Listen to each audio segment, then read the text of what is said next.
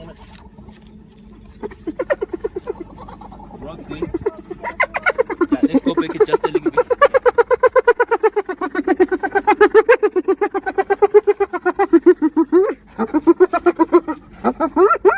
Fire for your mind. The kosher clinician.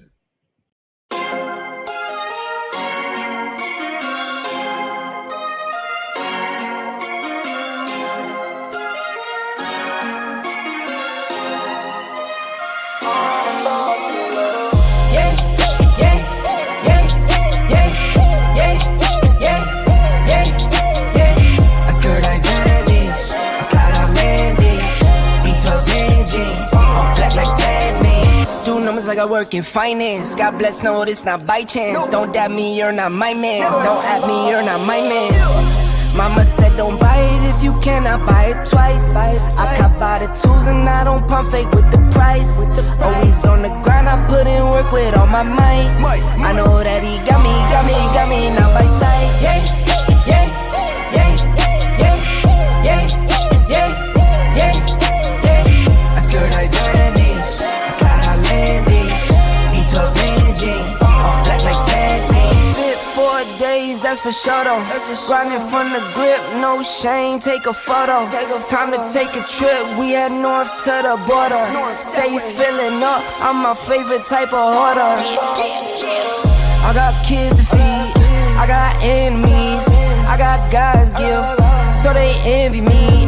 Got some friends down Memphis like I'm Aubrey. Got some friends fought for orange like them autumn leaves.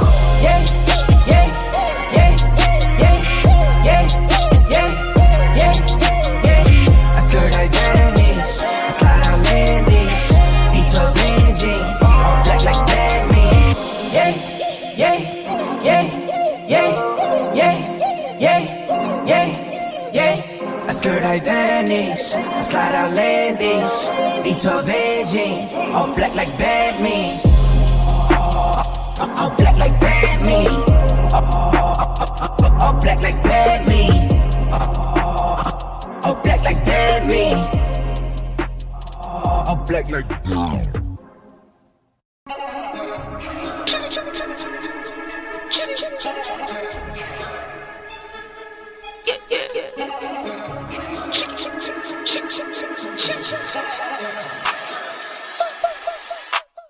Money line, I'ma run it every time. Give me mine, going up, need no decline. Money line, I'ma run it every time. Give me mine, going up, need no decline. Yeah, yeah. Why check Castro, yeah, I need my ass. Why check Castro, yeah, I need my money line. Why check Castro, yeah, I need my money line. Why check Castro, yeah, I need my money line. Watch out for those who surround you, need no funny kind. You can't see what's on my brain, I live inside my mind. Out of space and out of sight, you need me in my line. Need no face, don't need no phonies, no, no, no. Need no snakes, no only homies down for show. On go, go, go. Get a book and get the front and we load up and roll, roll, roll. I got kids, yeah, I got staff, I make a little need more, more, more. I sell records, you sell packs, not on my level, no, no, no. I'm a pop star, I'm a rock star, I'm a winner. Think I'm not hard, you smoke rock, car waste, man, why you dumb? I'm with airline, we on airlines like we on the run. I'm with Tay, girls run up on me, they done. Money line, I'ma run it every time. Give me mine, going up, need no decline. Money line, I'ma run it every time. Give me mine, going up, need no decline. Yeah, yeah. Why check Castro, yeah, I need my ass. Why check Castro, yeah, I need my money line. Why check Castro, yeah, I need my money line. Why check Castro, yeah, I need my.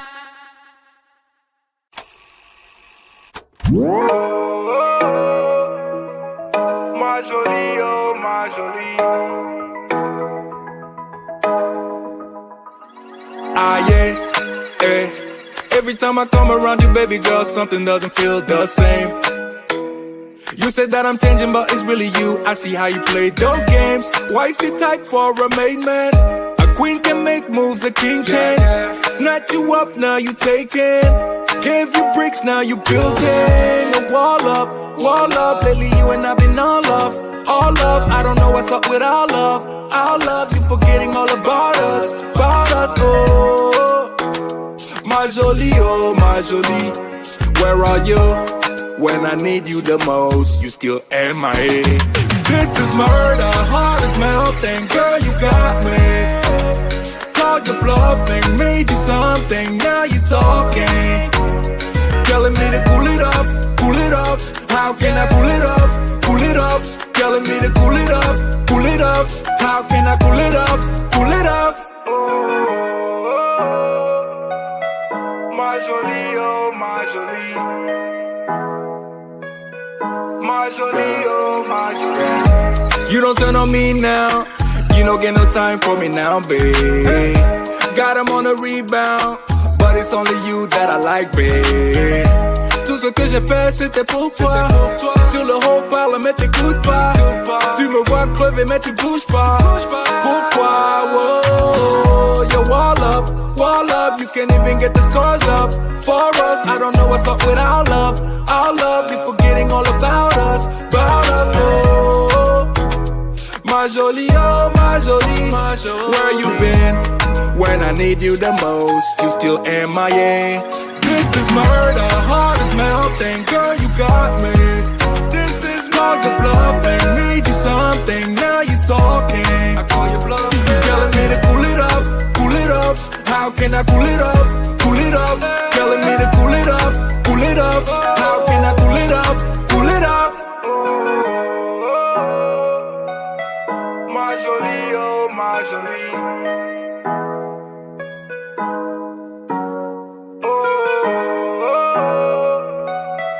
My jolie, oh my jolie. Yeah, this is murder, heart is melting, girl you got me. Called your bluffing, made you something, now you talking. Telling me to cool it off, cool it off. How can I cool it off, cool it off? Telling me to cool it off, cool it off. How can I cool it off, cool it off? Cool it off. I don't know how to cool it off. My jolie, oh my jolie.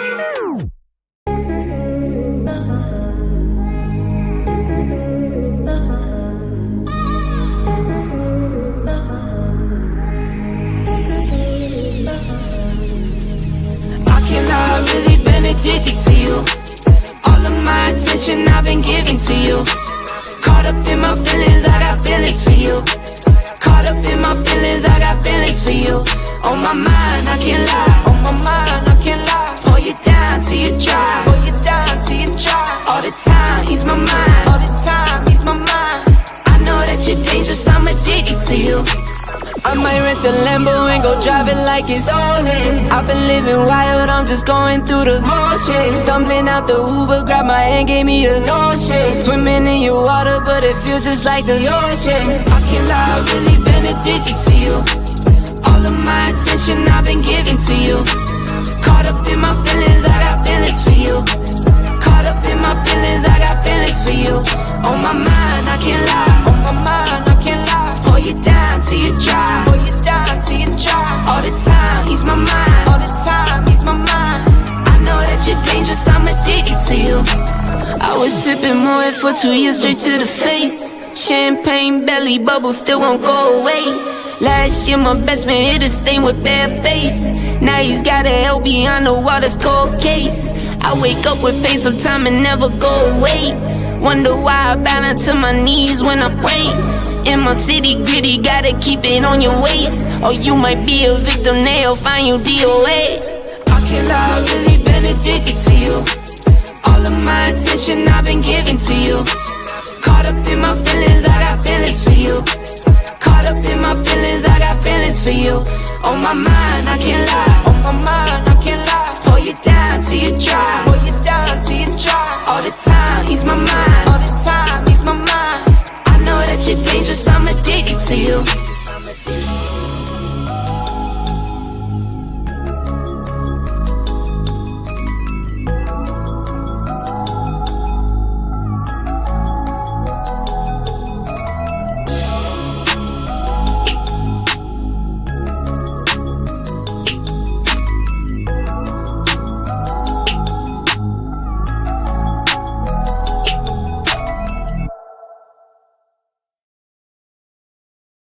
The spirit of the hyena is that negative animal that actually blurred the line between male and female. As you know, the hyena is a very androgynous animal, an animal that have male and female parts. But it appears that many times here in the confines of America that many of our men have the spirit of the hyena, where they might be physically men.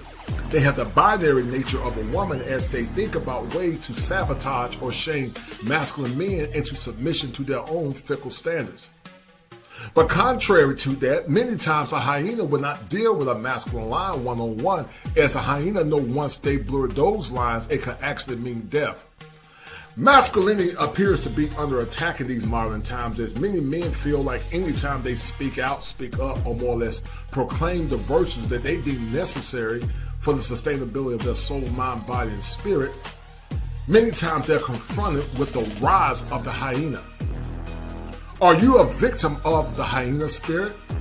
Have your masculinity be under attack by men that have the physical characteristics of a man, but mentally they're binary like women?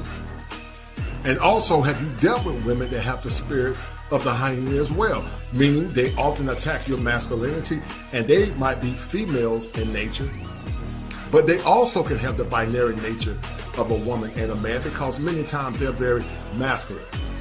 Sit back, relax, and enjoy this show as I bring it to you live from the greatest state in the Union, the Tar Heel State. And I need you guys to remember this, as there's a blurring of lines when it relates to heteronormative masculinity. If it ain't 7, it ain't kosher. If it ain't kosher, it ain't right.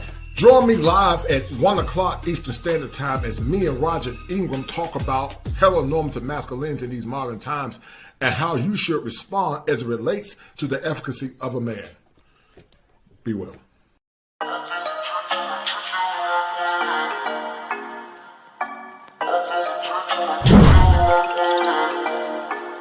4 in the morning, you got me up, all cause you need to talk. To 4 in the evening, wanna break up, say that you've had enough. I'm tired of talking, again and again, argue about everything. You are my darling, this kiss and make up, I know you wanna touch. You call me every night, call me every day, I just wanna get you alone now. Trust me when I say, we gon' be okay, we just gotta boom bada boom ba. I don't wanna fight, you know that I'm right. Baby, let me talk to your body. We gon' be okay, hear me when I say.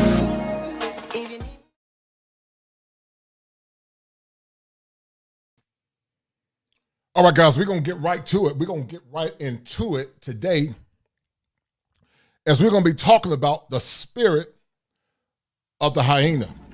We're going to be talking about the spirit of the hyena. Rise of the hyena, as it is, guys, an attack on heteronormative masculinity. Some of you men that are listening are men that are very masculine at your core, but every time you desire to speak out loud and more or less speak truth to power, there are a group of hyenas. Now watch this. Hyenas can be binary, meaning physically, hyenas are very androgynous. They have both female and male parts. But for the sake of the argument, as it relates to the psyche, let's say that the hyena is very androgynous in thought. And androgynous means you don't really know what it is. And that's what happens many times, guys, when you deal with some of the men in these spaces, but also some of the men in general that don't have that psyche of a masculine man. Hyenas are very predatory. They're very sneaky. Their intentions are not right, but here's the caveat. Most hyenas can't deal with a lion, a masculine lion, one-on-one. An alpha lion would destroy a pack of hyenas. And as Bishop Charles E. Williams said, y'all ain't gonna talk to me. And that sentiment also holds true to some of these modern women. Some of these modern women also have the spirit of a hyena. They might have female organs, but their thought processes are synonymous to a hyena. Now listen, I was on Sage Talk with Lapeef yesterday, and he's a great brother, and shout out to JR for Lapeef. He's also an awesome brother. I respect that brother and what he's trying to do. And these brothers are trying to more or less start a movement where we try to come up with community resolve to what many feel is a very dead and or damaged community. But anytime black masculine men begin to speak out, you're going to have hyenas. Hyenas are not conditioned to understand masculinity. They're conditioned to more or less disrupt masculinity because they've never been socialized to understand the importance of male order and male respect. And many times, true to nature, as hyenas are predators, and for the sake of argument, they seek to steal and destroy. They seek to be malicious and also very pernicious, which in essence means to be wicked. And so you can never get a movement started because you have a lot of hyenas. They come in packs because once again, they can't deal with a male lion one-on-one because they know they're going to get this work. And we had a hyena last night when I had Brother Al Greaves on the show and when I had, what's the brother's name? Richie Mack from Zoom to Thailand. And, it's always the same old tired sentiment. They come in the back door talking about one thing, but their true intentions meant something else. The dude came in talking about scammers, and it's okay. I don't have a problem with talking about scammers because the brothers that were in the chat, they had an issue with it. But it's really about men tricking. And I say it once and I say it again. I don't care what men do with their money. That's between them and God, Yahweh, Elohim, whatever you call them. I don't care. It's weird that men try to tell other men how to live their lives. They talk about tricking, but hell, they're tricking with some of the women over here. And they don't even know they're tricking. When you're kicking out kicking out a lot of exorbitant amount of money for meals and dinners, in my mind, you're a trick. So, it's goofy to me because I don't care what grown men and grown women do with their money or their body. That's between them and God. I could really care less. But back to point, because I call it sabotage. It's almost like a displaced aggression. They have some type of internal mechanism within themselves where they displace their aggression towards masculine men because ideally they can't deal with an alpha lion one-on-one because they'll get destroyed. And that's why we need a pack of strong masculine men banded together if we want to seek any change in this current cesspool that many call America. Many feel that the current communities in America, black, white, or indifferent, are damaged. Many feel they are beyond repair. But I'm willing to rise up to the challenge of the clarion call to give what I can give to help those that are willing to come up with solutions that are viable not only for what remains of the community that we have, but more or less that are viable for them. I believe men should have the right to self-determination, something that we talk about in the clinical world. The right to live their lives on their own terms, free of judgment, free of harassment, and free of the spirit of the hyena. I remember a time, guys, Let's go back it just a little bit. when men lived their lives on their own convictions. I'm from the old school. My mom and dad are still married. I'm 50. My parents, my dad is 78, my mom is 72. They're from a different generation. Their time on this earth will expire at some point, and so will mine. But I'm not used to this very dichotomous thinking that you have here in America where grown men try to damn tell other grown men how to live their lives. As a clinical professional, once again, we believe in self-determination. We believe, as it relates to the therapeutic process, that a person should have a right to live their life on their own terms. But true to art imitating life, many times I take clinical concepts and tie it into the art and the science of life to give you guys a broader perspective of what I do as a clinical professional. But many men are frustrated because they feel like they don't have a voice, and anytime they speak out, it's always met with animus. As I said before in the past, when you tell some of our women the truth, many can't handle it because they have the Medusa complex. They are deaf. They deny the evidence. They become enraged when you present them with the evidence. They argue, do ad hominem attacks, and they fight you and or flee because they cannot handle the truth, which in essence is a byproduct of a condition called the Medusa complex. The Medusa complex is true to form, just like Medusa. When you presented the evidence to Morris Medusa, and when she saw herself in the mirror, she became petrified because she didn't like what she saw in the mirror. And we call that cognitive dissonance. You can't deal with it, and then many times it's very delusional. What we call in the clinical world a syntonic ego, when you think that's what you're supposed to think. Your ego is very syntonic instead of being dystonic, meaning you don't like the feelings associated with what's going on inside your head. And once again, that's a byproduct of mental illness in my clinical opinion. I want to read through some of these comments, guys. If you have not shared the content, share this content because we're going to have a powerful show on today. And I'm going to drop some fire for your mind because I need your mind. Fire for your mind. Because the culture, I believe in the liberation of all men, but particularly good black men. I'm not talking about dusty black men. I'm not talking about the bums, the lames, they don't care. They don't listen, they don't take instruction. I don't roll with cats like that. But I roll with good, hard-working blue-collar brothers, white-collar brothers.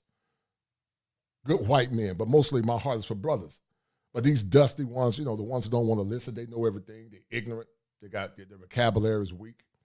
I don't deal with clowns like that. I don't deal with them. And I don't tolerate disrespect. That's why I had to get the hyena last night, because his intentions were not pure. He went from talking about scamming to tricking. And we're going to talk about it, guys, because a lot of this crap comes from lack of having a masculine community, but also it's a byproduct, guys, of not having strong masculine fathers, having a council of elders, a council of men to guide and direct the men. Now watch this. Elders don't always know what's right. Elders are not always right. I don't have a problem with that. Just because you're an elder, you can be an old fool. I think we got to understand that the generation that we're dealing with now is totally different. Some of them are ignorant. Some of them don't know how to respect adults. Some of them are very entitled, but also many of them have not seen masculinity or masculine authority because they are victims of a condition called negative socialization. And that's why we got to have these conversations. We got to talk about the issues that are impacting not only the minds and the soul and the spirit of many of our young men, but we got to talk about the issues that are impacting relationships. Men have to stand firm in their masculinity and not waver under the wave or more or less the issues that women more or less present. They got to be strong and they got to stand on their conviction because that's what true masculinity is. Shout out to my man Tahitu Ra for that $5 super sticker. He said that I watched a doc called How Female Dominance Came to Be in Hyenas on YouTube. It has so many parallels to the communities and the backwards ways. No doubt, brother. That's a bet, right? That's a deal, right? That's a deal, right? The spirit. That's a bet, right? That's a deal, right? That's a deal, right? And the attack on masculinity. There's an attack on heteronormative masculinity in all forms. And many times you would expect some of the women that have been conditioned by liberal ideologies to attack heteronormative masculine men. But watch this. Many times it's in the form of the beta male simp or the simp hyena, which is, in essence is an unconscious simp. He doesn't even know that he's a simp. He thinks that what he's doing is right because he supplements irrational male patterns. His patterns are very predictable. Just like last night, I worked in law enforcement. I saw the symptoms and the patterns of what this man was trying to do. But because I'm very diplomatic, I allowed him to speak. Some said, well, you should allow him to speak. Damn it, I did allow him to speak. He did speak. But my moderator saw what he was trying to do. Shout out to Tim Howard to the point that he came in and went back out and came in under a new name. His whole issue and mission was to subvert what we're trying to do as men. A group of positive men with our agrees, a frustrated one, frustrated two, and soon to be, guys, I will be in frustrated three. But also, my man, Zoom to Thailand with Richie Mack, a phenomenal brother, excellent editor, out of Hollywood, good men. And that's why men don't want to live in America, because men cannot live their lives on their own terms. They got to live their lives based on community shame. Everybody else can do what they want to do, but when black men or white men or men in general begin to speak out and say, this is what we want, then folks try to shame them, damn it, back in submission. Won't work with me. You can try that if you want to. As I said, you'll get this work. I said once and I said before, I'm a man before I'm a therapist. I'm a man first. My profession does not supersede my masculinity as a man. Yes, I'm a clinical therapist, but I'm not one of those kumbaya therapists, that, talk soft and all that. I don't do that. I'm a man. I have a deep voice, and I command and demand respect. Now, I don't impose my will on no other man because I do respect all men. Whether you're 2 feet tall or 10 feet tall, I will respect you. And whether you beat me physically or I beat you physically or we come to a draw, you might get me, but it's going to be a fight to the death. So my whole point is I try to channel respect to all men because I respect all men, but I bow to none. There's not a man on this planet that I think that's better than me. I don't care how many subscribers you got. I don't care how much money you got. You're not going to take it with you on the other side anyway. When you go by the way of the grave, just like my sister did, all that money she had, she didn't take it with her. She didn't take those nice cars that she had, that $500,000 home. So I don't give a damn how many subscribers you got or how much money you got. When it comes down to being a man, you're going to respect me or you're going to get this work. It's that simple. That's why I say I try not to have partiality among no man. I try to respect all men because that's what you're supposed to do. Whether you're rich, poor, or middle class, I believe in trying to respect all men as long as you respect me. If your mouth gets slick, my mouth gonna get slick and you can get this work. And as Bishop Charles D. Williams said, y'all ain't gonna talk to me. Now, I'm gonna read through some of these comments because we gotta have conversations. We gotta have conversations because I'm tired of not seeing masculine men. Shout out to my man Barry Hampton, good brother, good evening at the Coach Clinician, Top Gun, the Ingram Spirits, Tim Howard, all in the chat, no doubt. Shout out to Top Gun, the Trigger Man, and also Tim Howard. And I want the moderators, the guys that were listening last night, this dude that came in last night, did you feel his intentions were genuine? Or did you feel like he was trying to subvert or more or less derail the show? The ones that felt his intentions were noble, I want you to hit 1. The ones that felt like his intentions were not noble, I need you to hit 2 because I tried to be fair. But true to form, I worked in law enforcement, and I know game when I see. They used to hate me when I worked in prison. They used to call me Mr. Bojangles because they say, you see everything. And if you're very intuitive, 9 times out of 10, a person's true nature is going to come out. Just give them time, and eventually they'll show their true nature. And true to form, this man meant from talking about scammers to damn tricking. Who cares? I don't care. That's between you and God. I don't get involved with what grown men do with their money. If you're a tax-paying citizen, you live your life according to your own terms. I don't care what grown men do. I don't sit back and say, you're going to Brazil, you're going to trick. Who cares, man? You worry about what grown men do with their money. You're worrying about what grown men do with their money. That's goofy to me. That doesn't make any sense to me. Shout out to the Ingram Experience. The Ingram Experience says that the hyena simp is the most dangerous man in America. And you're right, Ingram. The hyena simp is very dangerous because the hyena simp won't fight you fair. He'll get the trigger. He'll pull it. He'll kill you. Won't think nothing of it. That's why you got to always be strapped because they're not real men. They won't fight you one-on-one, but they will do a sucker move and get a gun because they're suckers. They can't fight you up front.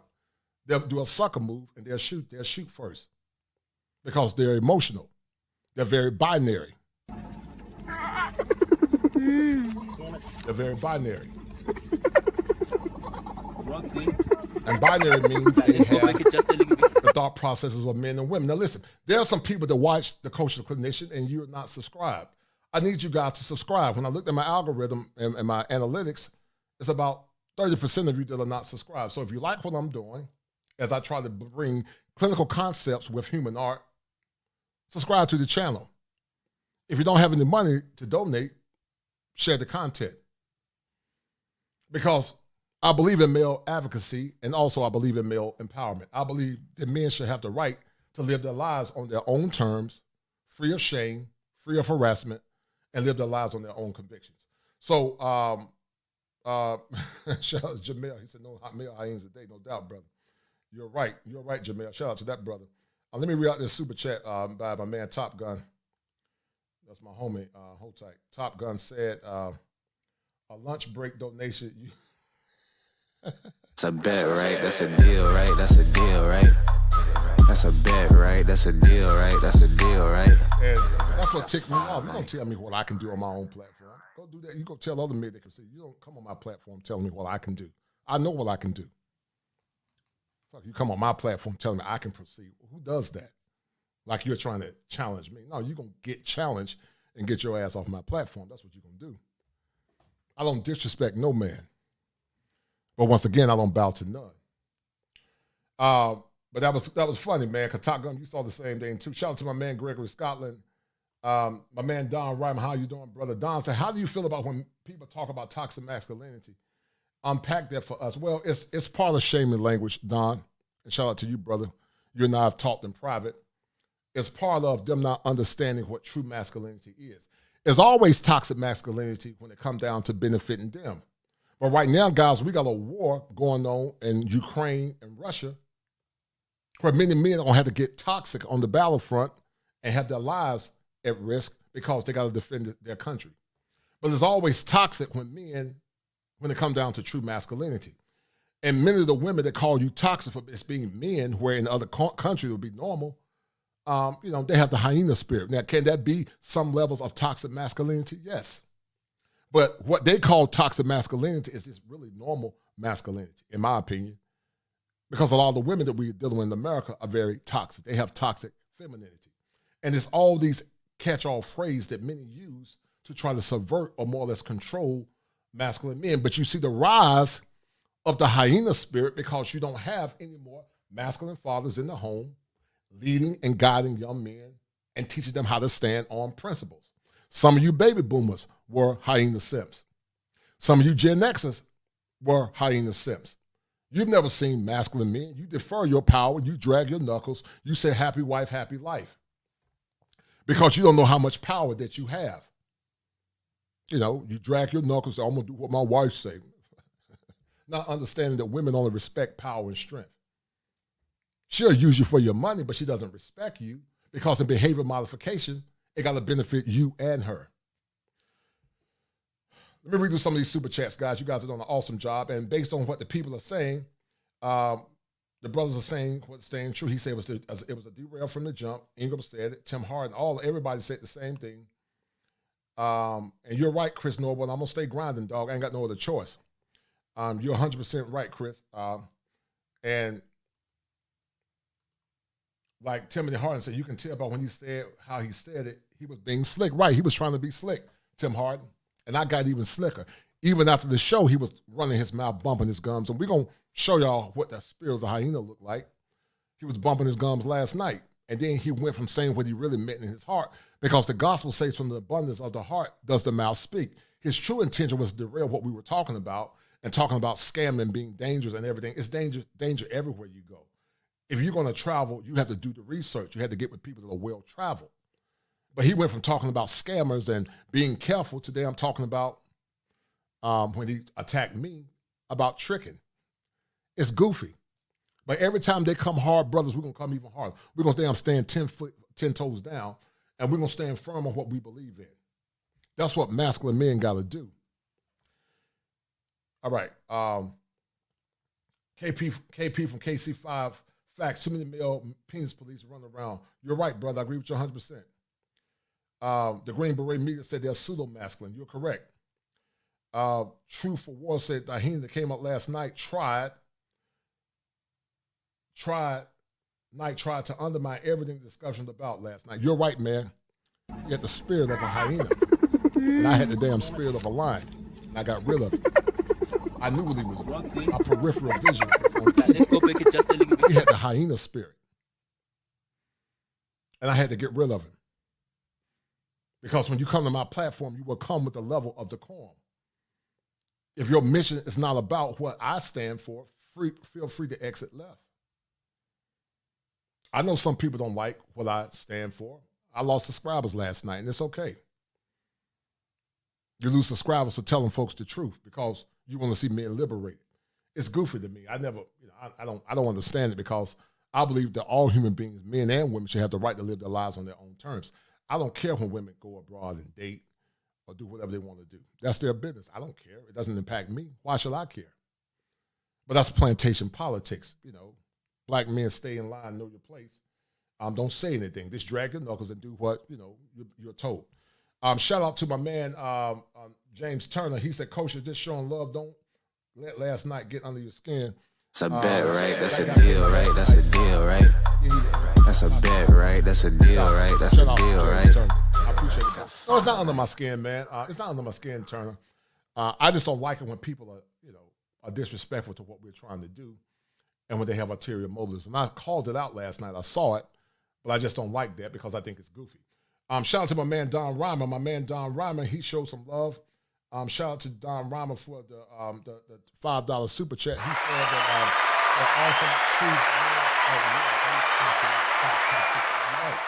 men got to fight wars. They give their lives in wars. The war in Ukraine and Russia, and we're going to talk about that at some point.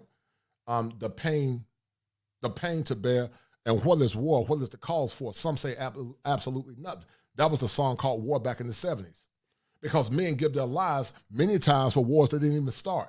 Most black men didn't create policies around war. It's an oligarchy. It's policy making by a few, and many times they're not black men; they're white men. Poor white men got to suffer for the rules that other white men make. Black men, the mules of the society, got to suffer. The Asian or Indian or Latino men to fight for this country, they have to suffer. But many times the people that make these rules, they're not black men. They're white men. So when you have these goofy women talking about, these black men create policies, we don't create nothing. We're muses like you were a muse. And so when I hear these tired talking points about what we've done to them, it bothers me because true power starts at the macro level, not at the micro level or the meso, which is the group level. It's at the macro level. That's the policy level of where true power starts. And many times that true power is funneled by a few, which in essence many times are white men. And I'm not saying that to cause no consternation. I don't have any issue towards my white brethren. There's some good white men that I know. They're good men and they respect me and I respect them. But the same conversation I'm having to you, I would have that same conversation with them because it's true. They have the power at the higher level. We don't. It's a few black men that have power at the top, but it's not a lot. And so we got to talk about that. Chris Norwood said that simps put women before God, which is signing up for a life of misery and regret. You're 100% correct. Many violate their inner sanctum for the sake of appeasing a woman that don't really care about them. As I said before, men, your inner sanctum is your psyche. It's that holy place that no man should intercede or deal with. It's that place where only God and men that you trust should be allowed to come into that space, true to form like the Levites. The Levites knew about the Ark of the Covenant. The Ark of the Covenant was a holy place that represented the presence of God, and only the Levites could go in as they gave alms and sacrifices to God, and it symbolized more or less power, and it symbolized respect, and it symbolized also holiness and standards. But many of you guys don't have an inner sanctum because you've been browbeaten into shame. You can't stand firm on what you believe in, and many will try to more or less keep you under a state of illusion so that you don't know what your true power is. I want to see all men in power, as I said earlier in this show. But the way you become empowered is that you have to have this fire for your mind, and you have to have what's called a deconstructive thought, where you erase or degrease or restructure how you see the world. That's why the red pill concept is such a true philosophy, because you begin to see the world for what it is. But the caveat to that is, once you see the world for what it is, you have to deal with the stages of grief. True to form based on what Kubler-Ross talked about. You be in denial. You become angry. You begin to bargain. You become depressed. And the last stage is you begin to accept. And then you have what's called the prayer of serenity. God, grant me the serenity to help the things that I cannot change, but the courage and the knowledge to know the difference. Because now you got a schema affliction based on what you thought you saw. So it would be remiss of me as a licensed therapist to tell men to deal with the shenanigans that they're dealing with in America when they could go abroad if they can't find their wife here. I'm not against men dating women in America. Many think that it's true to form what my man Roger Ingram talked about, the Ingram experience, that when I talk about men traveling abroad, it doesn't mean we want to deal with women in America. I'm not saying that. We're just saying that many feel that the quality is not high enough. You have to go through so much to get to the pure ones that you're saying it's not even worth your time. That's what relationship capitalism stands for. Shout out to Roger Ingram for that, the Ingram experience.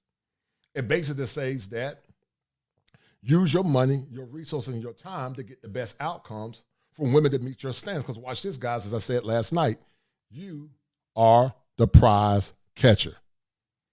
I want you to do some mirror therapy. Every time you get tempted not to believe in yourself, I want you to go in that mirror and hold that damn mirror up to your face and say, I am the prize catcher. Every time you feel like you're lame or you're not good enough because you're short, you might be 5'5" or 5'6" or 5'8", or you don't have a lot of money. You go back in that mirror and say, you are the prize catcher. And if you can't get your prize here in America, keep stacking your money and working on yourself. Get your prize where you want to get it from. There's some brothers that I'm dealing with behind the scene that's trying to get their prize. Because I'm convinced that many modern women don't want to compete for the men here in America. They don't want to compete for the men. They just think by default, just because that, they should get a man. It doesn't work that way. The price of manhood is very expensive. It's very tiresome. It's a lot of sacrifices. And it takes years for men to reach the pinnacle of their success. Most pretty women are born with everything they need to attract a man many times. They're born with very corpulent breasts, round hips, wide hips, small waist, soft voice. But many times, while some men can be born with those things, those physical accoutrements that they have, many are not born with those things. And even the ones that have it physically still have to have more because women by nature are hypergamous. Some have kosher hypergamy, which is fit and proper. They just want a man to love them, protect them, guide them, and lead them in the right direction. They're not trying to exploit a man. But many women are carnal hypergamous, just like a predator, just like a lion and a hyena. They seek to get the best man at his expense, and they really don't care about him or the things that he needs in order to get the best outcomes that he wants. I'm going to read you some more of these super sticker guys. You guys are holding it down for me. I really appreciate it, and we're going to get right into it. You guys are doing an awesome job.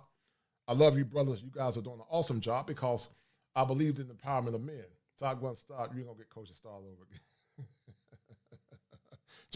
James, I'm going to sing just for you, man, since you're talking so much junk, man. I'm going to sing for you at some point, dog. You're talking so much junk, James Ingram. James Turner. You hate on that Leo swag, man. KB from KC5 said, men pay for what they want no matter where we go and what we do, no doubt. The Ingram experience said that some of these hyena simps also are sent into masculine space to attack by their wives and girlfriends who are offended by what masculine men do. You are 100% correct, Ingram. I agree with you. And every time we see them, we're going to get rid of them. If you don't believe in what we believe in, move left or move right. It's okay. Everybody don't believe in what we believe in. I just believe in the right to the pursuit of freedom and happiness. The Constitution grant all men the right to freedom and happiness. Those are granted by the Constitution of the United States of America. So why can't black men and all men in America have happiness and peace and tranquility? Why can't they live their lives on their own convictions? And that's a sign of a dysfunctional culture that we currently have. The culture is very dysfunctional. Rayology XM said real men don't war. These are centuries of males at war. Shout out to my man Chris Noble for that $30 super sticker. Thank you, brother. That's a bet, right? That's a deal, right? That's a deal, right? That's a bet, right? That's a deal, right? That's a deal, right? Got 5 on it. Any other order or disrespect. Nothing before respect. Without it, there's nothing. Men built the world and fight wars. Important is beyond words. Salute culture, clinician in the chat, no doubt. I appreciate that, Chris Noble. Thank you, brother, for that generous super chat. And guys, I need you to share this content to the 45 people that are watching. I want you to share it. Share this content with at least 5 to 10 people. Get the likes up. I need you guys to get the likes up. You guys did a phenomenal job last night with Richie Mack. And also my homie Al Grease, the filmmaker of Frustrated 1, 2, and 3. Frustrated 3 is coming out soon. I will be in Frustrated 3, as frustration is part of what many men are dealing with. They're tired of the shenanigans. They're tired of the disrespect. They want love and adulation. They want peace and tranquility. And they want their blood pressure to be low, not high. They want a woman that's going to respect them. Because watch this, many have gone by the way of the grave. And you can hear the echoes from the grave site. You can hear the pain from the grave because nobody heard their story or nobody heard their pain. Until I exit from this world, it's my desire and my job to empower as many men as I can with these salient issues that are impacting them in this modern time that we live in called America. Shout out to my man KP from KC5. He said, amazing that these brothers will argue against getting a foreign wife, but I bet they love the foreign car. That's a bet, right? That's a deal, right? That's a deal, right? No doubt. That's a bet, right? That's a deal, right? That's a deal, right? They say you trick. I might need to do a show, damn it, called Trick or Treat. Because, you know, are you getting a treat in America or are you getting tricked? Because either way, you're compromising your power. And I'm going to say it again. If a man can find a quality woman here in America, do what's best for you if you can find her. But I do believe in the principles of relationship capitalism. Shout out once again to the Ingram experience. And also, I believe in it because there is relationship inflation. The prices are way too high for what some of these modern women want. Like I said before in the past, in fair exchange, guys, there is no robbery. There's no robbery in fair exchange. But some of these modern women are trying to rob you, men, from your virtue. They're trying to rob you from your hard work. And so I need you to stand 10 toes down and do what's best for you. No doubt. My man Trifle War said that Richard Pryor once stated that the reason why hyenas give a black man a hard time, he said they hate to see him happy. You're right. That goes for the female and the male hyena. You're right. They don't want you to have the pursuit of happiness. I'm almost 100% certain that that's what the American Constitution said. Let me look it up. Because I think they want you guys to be muse. They want you guys to be muse of society. True to what T.S. Johnson called the CompuServe, and something I call is the commodification of subjugation. Let's look at this. Let's look at the guys. Let's look at the American Constitution real quick. I'm gonna run that clip from last night, and we're gonna break down this hyena, and then we're gonna look at this clip that Ingram and I did, and we're gonna break it down to Ingram at some point. I'm gonna call you up, and we're gonna have a true analysis of the attack on heteronormative masculinity. So hold tight, guys, as I find this clip. Because I want to see you guys liberated. I want to see you brothers liberated from the shenanigans that we have here in America. So, if you guys can see it, this is what the Constitution says. Hold tight. This is what the American Constitution says. We the people of the United States, in order to form a more perfect union, establish justice, ensure domestic tranquility, provide for the common defense, promote the general welfare, and secure the blessings of liberty to ourselves and our prosperity, do ordain and establish the Constitution of the United States of America. And somewhere, let me find what it says about the pursuit of happiness. Hold tight.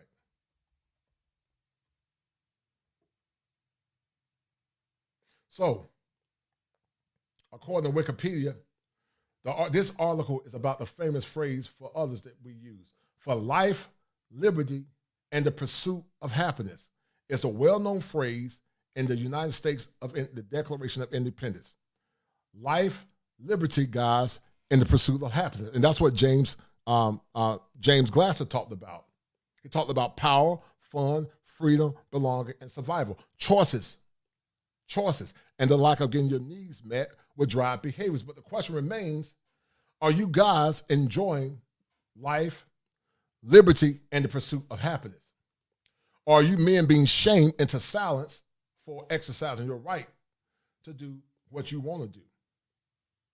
Because I remember Bobby Brown say, it's my prerogative. He said, I do what I want to do. Maybe some of you guys need to start playing that song when you get frustrated by some of the shaming language that you're dealing with in America. Maybe you need some music therapy. And you go blasting Bobby Brown down the road saying, it's my prerogative.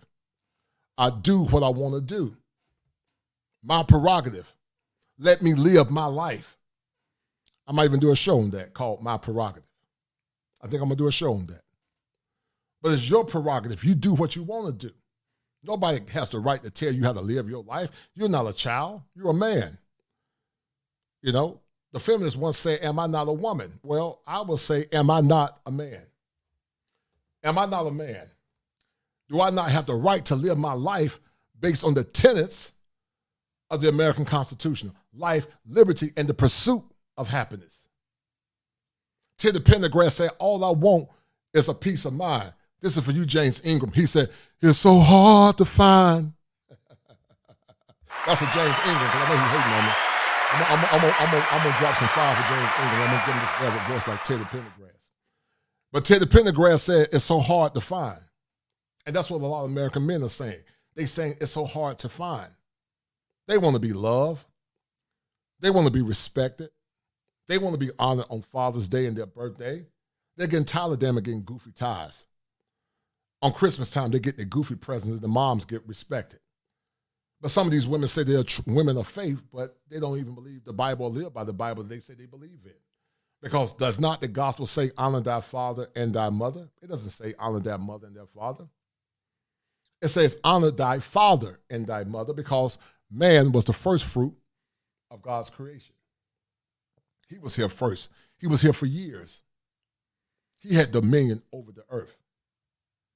He had dominion over the animals.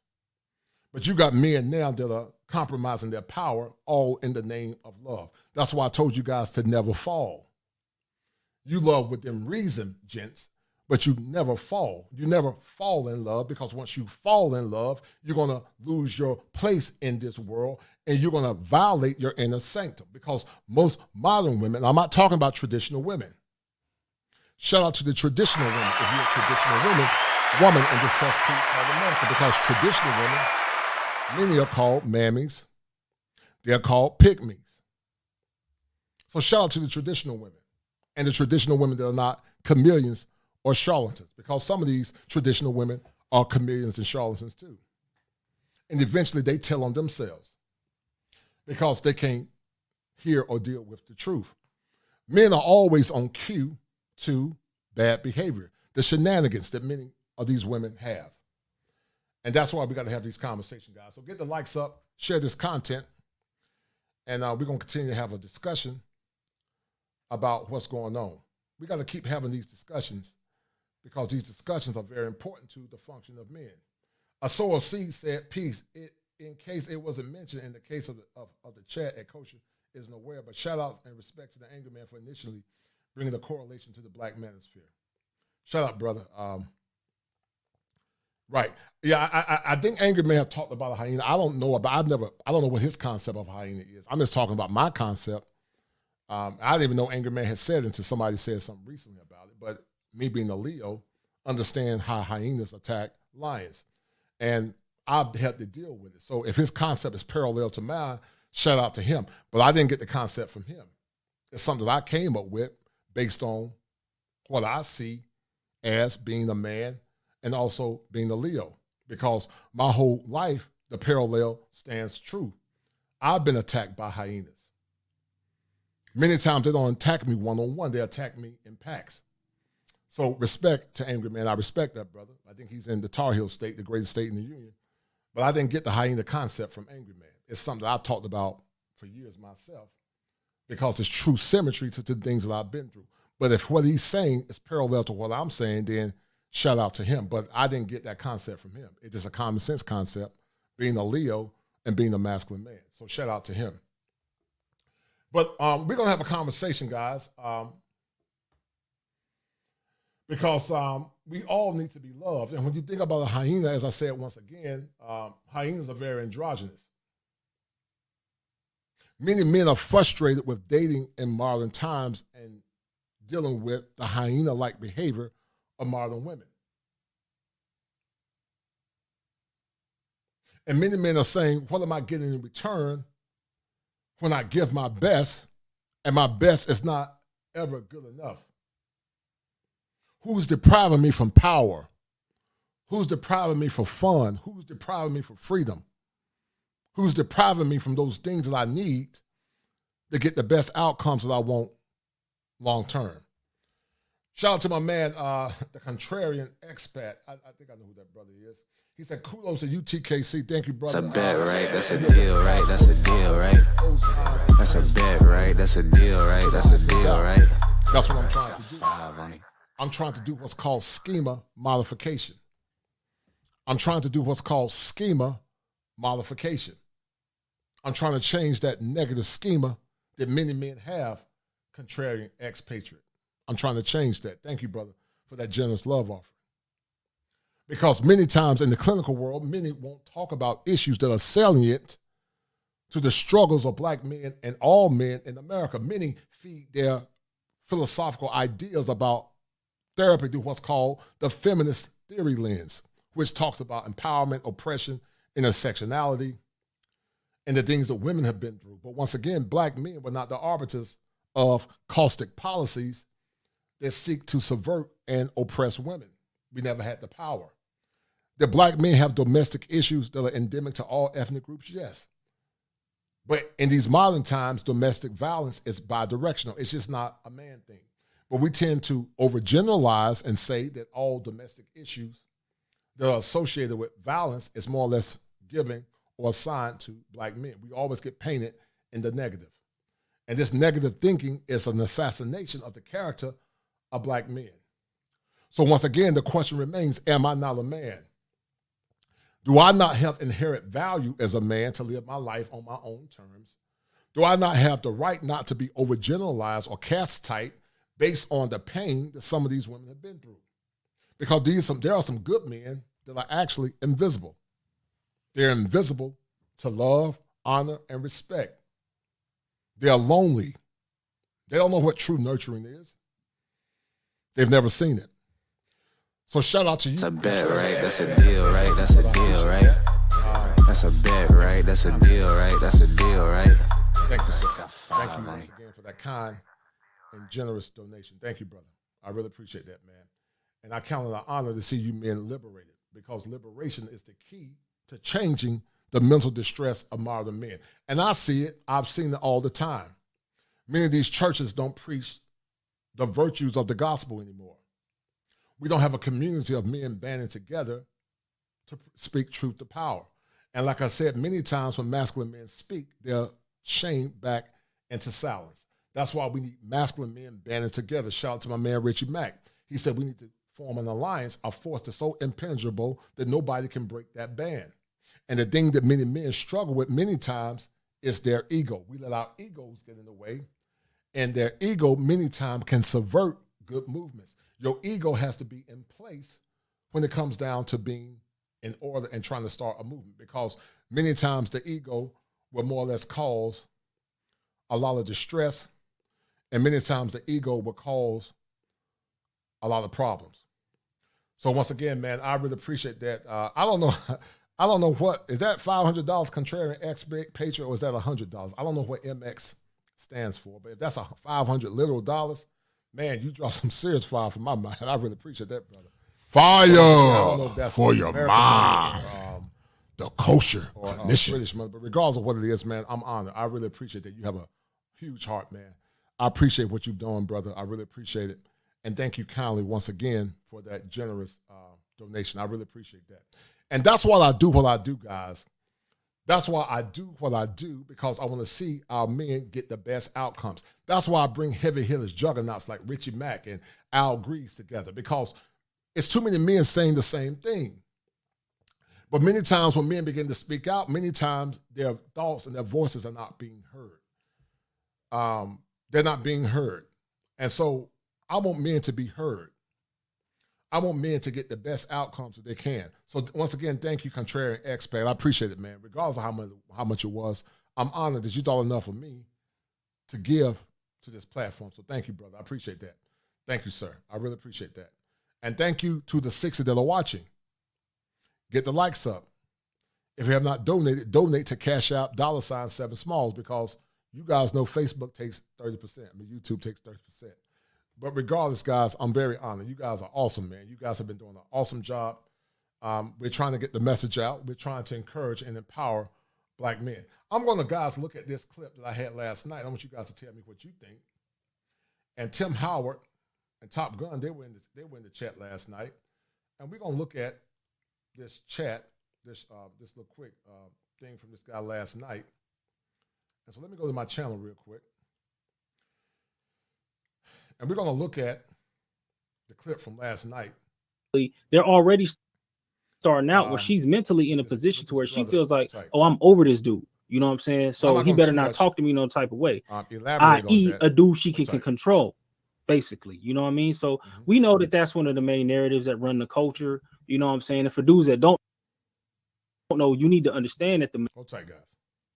She's all, and you know, we got to do a show at some point too, Rich. I want to come on your platform, man, and I'm looking forward to doing the show. So I would love, let me know when it's okay, and I would definitely love to come over, Richard, and do a show with you, and we do a show talking about the importance of male wellness, but also dealing with those things that you talked about, depression, and also bad relationships. So you just let me know, and we'll make it happen. All right. Okay. Yeah, I'll have to figure out a theme for it. Like, you know, you can always come up when I'm doing my lives as well. But if we do. Are y'all talking about? Hold on. You know what? I gotta. Hey, baby, you got the remote? Who are we talking to? What's Sorry, let me walk to another room. Is that my question? My wife. Sorry. No. This is somebody totally different. But okay, got you. Go ahead, brother. All right, can you hear me? Yes, I can hear you. Go ahead. Can you hear me? I'm trying to go somewhere the lights at. Sorry. All right. So yeah, are you talking about the negative impact about the women around Thailand? Are you preparing brothers for, you know, the scamming bitches and all that?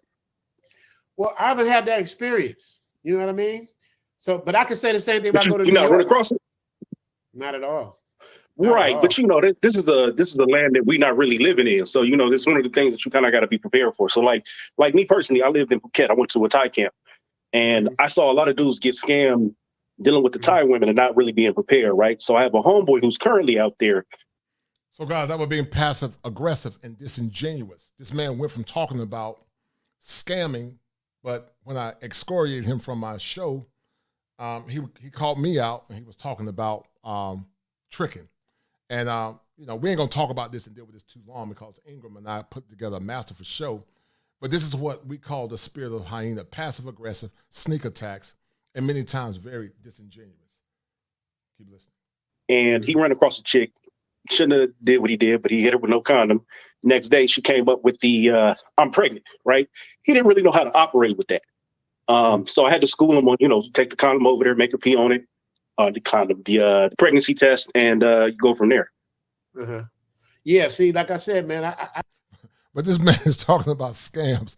Every man goes through that. What he's talking about is goofy because men in America go do that. Men in America know about paternity fraud. He's acting like that's just common sense stuff, man. Yes, anywhere you go when you're dealing with foreign or domestic women, you have to be careful. But he went from talking about, once again, scams related to them trying to trick them for money to actually talking about sex tourism on the back end. But you guys can see that. Keep listening. I ain't experienced none of that. And I've been here 2 years. So I can only speak on my experience. You know what I mean? It's just like, it's like me growing up in LA. I experienced being around Bloods and Crips, but I wasn't in around Mexican gangs. So I can't really tell you how they get down. It's like, you know, I'm not saying scams don't exist, but I'm just saying. Right, Chris Noble. Look at the body language. Look at the eyes, the rolling of the eyes. He already came in with a point of contempt. His intentions was not pure. His energy was off. You saw it, I saw it. But keep listening, guys. I'm not saying, I'm not saying, you know, that's every situation, but, you know, if you go out there without a seatbelt or not knowing, you know, what the situation is, you know, it's kind of tough because dudes, from what I've seen, especially in the space, dudes think that just getting a passport and getting there, women are just falling out of the sky. And they're not really aware of, you know, chicks with like freelance in their bio when you get on Tinder. You know what I mean? And then he went from scams to freelancing their bodies when they get on Tinder. So his true intention really was about tricking, but he didn't have the balls to come out and say it because he knew we was going to shut it down. But that was his true intention. He was talking about, he was trying to allude to tricking. And like Alicia Del Rosario said, she's right. Women are scamming here in America and putting it on Instagram. We know there are scams. We know men got to be careful. But my point is, that's just common sense. Men that are true about traveling can have those conversations. But you can tell his motives are not right because who said that men are going abroad to have sex with women? See, he's making the fallacy, he's making the felonious assumption that every man that travels abroad is having sex with women. If a man is not having sex with women, he's just seeing the country, then why would you even bring that conversation up? So you can tell that his heart and his motives, they're not pure at all. Keep listening. Yeah. That's absolutely, yeah. But isn't that same thing anywhere though? What's the difference between Thailand and Las Vegas? If you go no. So the difference between Thailand and Las Vegas, right? So if I'm in Vegas, I'm out of state, I still speak the language. I still know what's going on with the police. You know what I mean? If you go out to Thailand, I've seen dudes be with a chick, the chick go off and go say something to somebody else and come back. Now, you don't know what happened because it's in a different language. Yeah. See, I don't. Yeah. But let me. I want to address. I want to, because he makes good points. Because I've had a couple people say to me, "Why don't you talk about this, this, and this?" And it's like I just haven't had that experience. Like my experience has been nothing but positive. So, but then again, if you're from the streets like me, and I'm sure you are too, you see that coming a mile away. It's usually like I say this in my episodes: if you're a sucker, you're gonna get licked. That's anywhere you go, right? And you always got to keep your guards. But see, that's the problem. A lot of these dudes don't know nothing about that. And they put themselves in positions to where they get stuck because they don't have that common sense for the streets. You know what I mean? There's street knowledge. So they'll get there and they think shit is sweet and then they get popped. Like, it don't happen to me. Like when I was living in Thailand and Cambodia, I was fucking white women. So you know, that's where are you from? You went all the way to Thailand. Oh, yeah, come on over here. You went all the way to Thailand to fuck white women? Oh yeah, nigga. Oh yeah, all day. I mean, you know, I knocked a couple of them on Tinder. It was easy, but I'm very weary of people who speak a language that they're in control of. You know what I mean? Like the whole country speak that language. So I'm not playing the game with you. You ain't finna set me up, hit me with the okie doke. Well, let me say this, and I won't let my man speak. And I respect your position, brother. But you know, and I think you come with a sense of clarity. But it's issues anywhere you go. I would think that the men that travel are smart enough to know what they're dealing with. If they don't know, then you got OGs like Richie Mack. You got men like Al Greaves. But there are many men that try to sabotage the movement of male empowerment. I brought you up out of respect because I want to hear your position. But we're not going to talk about the negative things associated with travel because that's anywhere you go, brother. You can find that anywhere you can go. You can go Thailand, you can go New York, you can go anywhere. And so you will always have, let me finish, man. This is my platform, so I need you to be quiet. Anywhere you go, you're going to have issues. You're going to have problems. So we're not going to use my platform to try to, you know, minimize the movement. I don't know what your intentions are, but I did bring you up out of good faith to let you share a word. Well, no, let me just say this. I'm not minimizing anything. Me putting up the cold hard fact, you showing one side of the coin. You got to show both sides of the coin so that people are prepared. You can't just leave people on down the road and think it's all rainbows and everything. Y'all look froze over there. I see Coach Kanisha. I see your hand. Yeah, can you hear me, Rich? I hear you now. Yeah. We got Chris, go ahead. Chris, go ahead and answer. I'll let you. I'm good. You can hear me? Yeah, go ahead, Chris. Go ahead, brother. First of all, shout out to you, man. Shout out to all y'all on the panel right now. Shout out to Rich. You know what I'm saying? What's good, brother? It's good to actually meet you digitally. You know what I'm saying? You know, so shout out to you.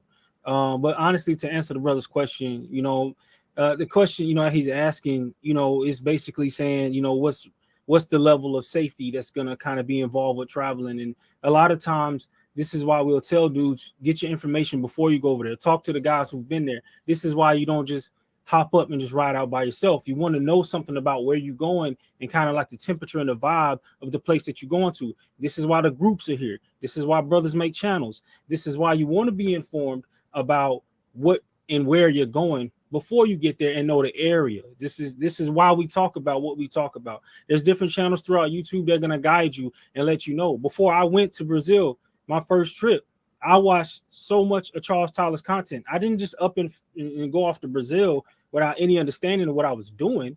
You know what I'm saying? Like I had a full, like, you know, it was to me, I did so much research to where when I got there, it felt familiar just based off of me watching and understanding how to move and watching different creators' content before I even got there. So when I got there, you know, it didn't even feel that foreign because I just was like, yep, I seen that place. I know that beach.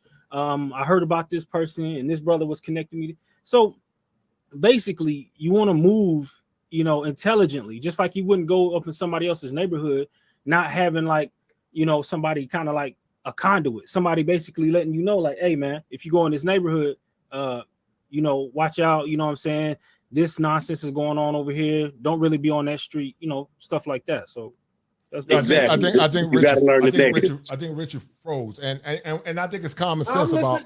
I thought you had froze, Richard, but I think it's just common sense about learning the negatives. But I also think there's an agenda, Richie Mack, and also Chris Strongheart. And brother, I don't know you, but it's definitely agendas because there are many men that seek to subvert movements or try to shame black men into silence.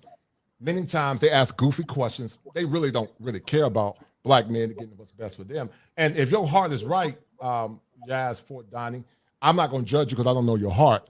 But it does. So let me finish, please. This is my platform. I need you to listen when you're on my platform. When you're in my house, you need to listen and not interrupt me. Are we clear on that? I'm just trying to clarify things for you. Okay, I don't want you to get off on a tangent. I'm gonna let you clarify, but you're gonna listen while I'm talking. Are we clear? I hear what you're saying, so you can go ahead and proceed. All right. This dude is a clown, and he's gonna be booted from my studio. Well, I think he was making some points. He was trying to get slick with his mouth, Richie. I don't tolerate that, man. Okay. I don't tolerate that. When I'm talking, right, and you guys saw it, man. His intentions weren't right. I saw it. The brothers in the chat, you guys saw it. You saw it. It was a way to subvert the movement. It was a way to change the trajectory of the stream. That was an awesome stream, by the way. And that's what happens, guys. It's that hyena spirit. You saw that damn hyena all in his body language, out rolling his eyes, turning his head, bumping his gums. He changed his name twice to get back into the chat because he had an agenda. He went by one name until Tim Howard kicked him out, and then he went under another name. I've dealt with cats like this. I told you I worked in law enforcement. I know what forensics look like. I've seen these kind of behaviors and machinations, so I know what it looked like. But I wanted him to hang himself, and he did.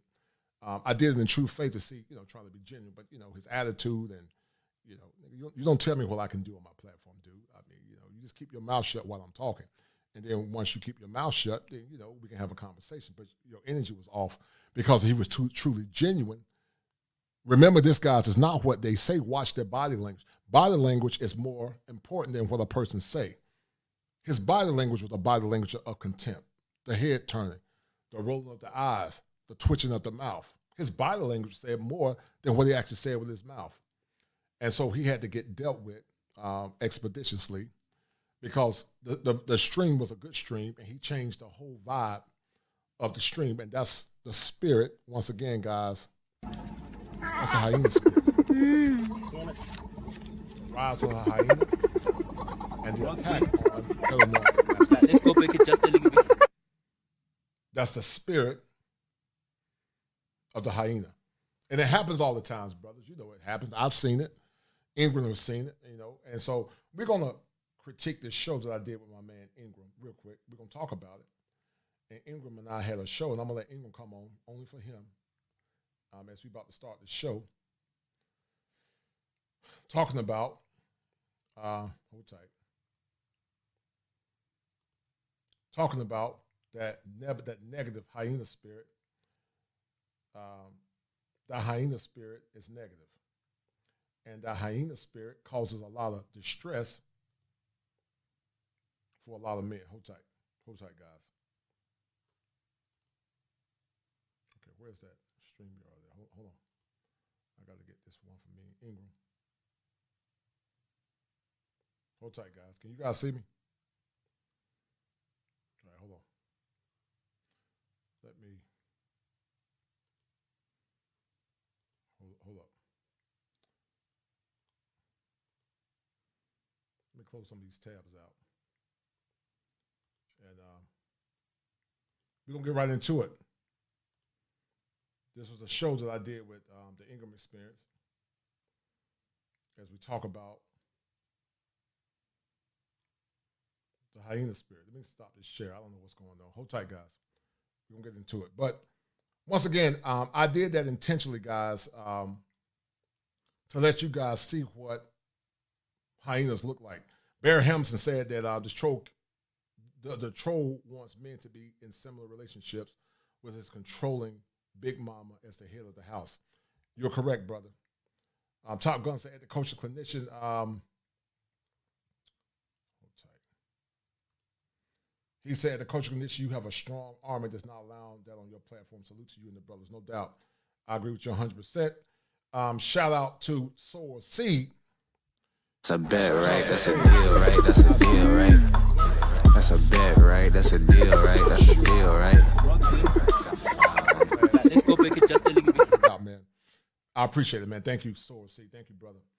And I look forward to empowering you brothers and giving you concepts that are important to helping you become better versions of yourself. Because at the end of the day, that's all that matters. Hold tight. There we go. All right, we got my man, the Sandman. Sandman. Damn, Roger Ingram. I was going everywhere like the Sandman. That's my homie. And we're going to talk about it.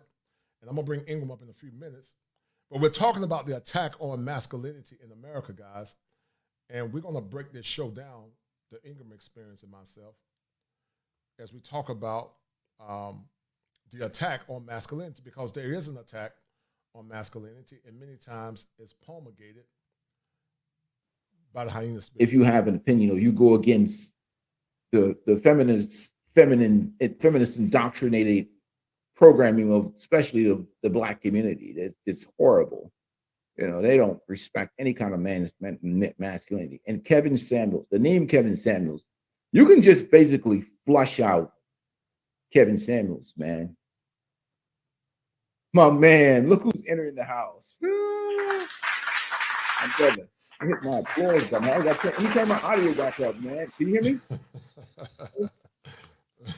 What's going on, Ingram, man? How you doing, sir? You hear me? Yes, I can hear you. Can you hear me? Hold on 1 second. Let me get your audio up, man. All right, go ahead, man. Let me get your audio working. So Ingram had a show talking about heteronormative masculinity. Ingram, I'm gonna bring up in a few, but I'm gonna break this down. I'm gonna break this down in a minute. And it's talking about the attack, and I was honored to be a guest on his show. I came up to support the brother, good brother. And we're talking about the attack on heteronormative masculinity, which parallels or parrots to the hyena spirit. Let me make sure this audio thing is working, man.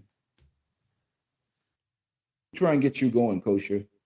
I can't even hear, but I'm glad you came through, brother. Let me just get this thing squared away, man. Oh, man. It's crazy.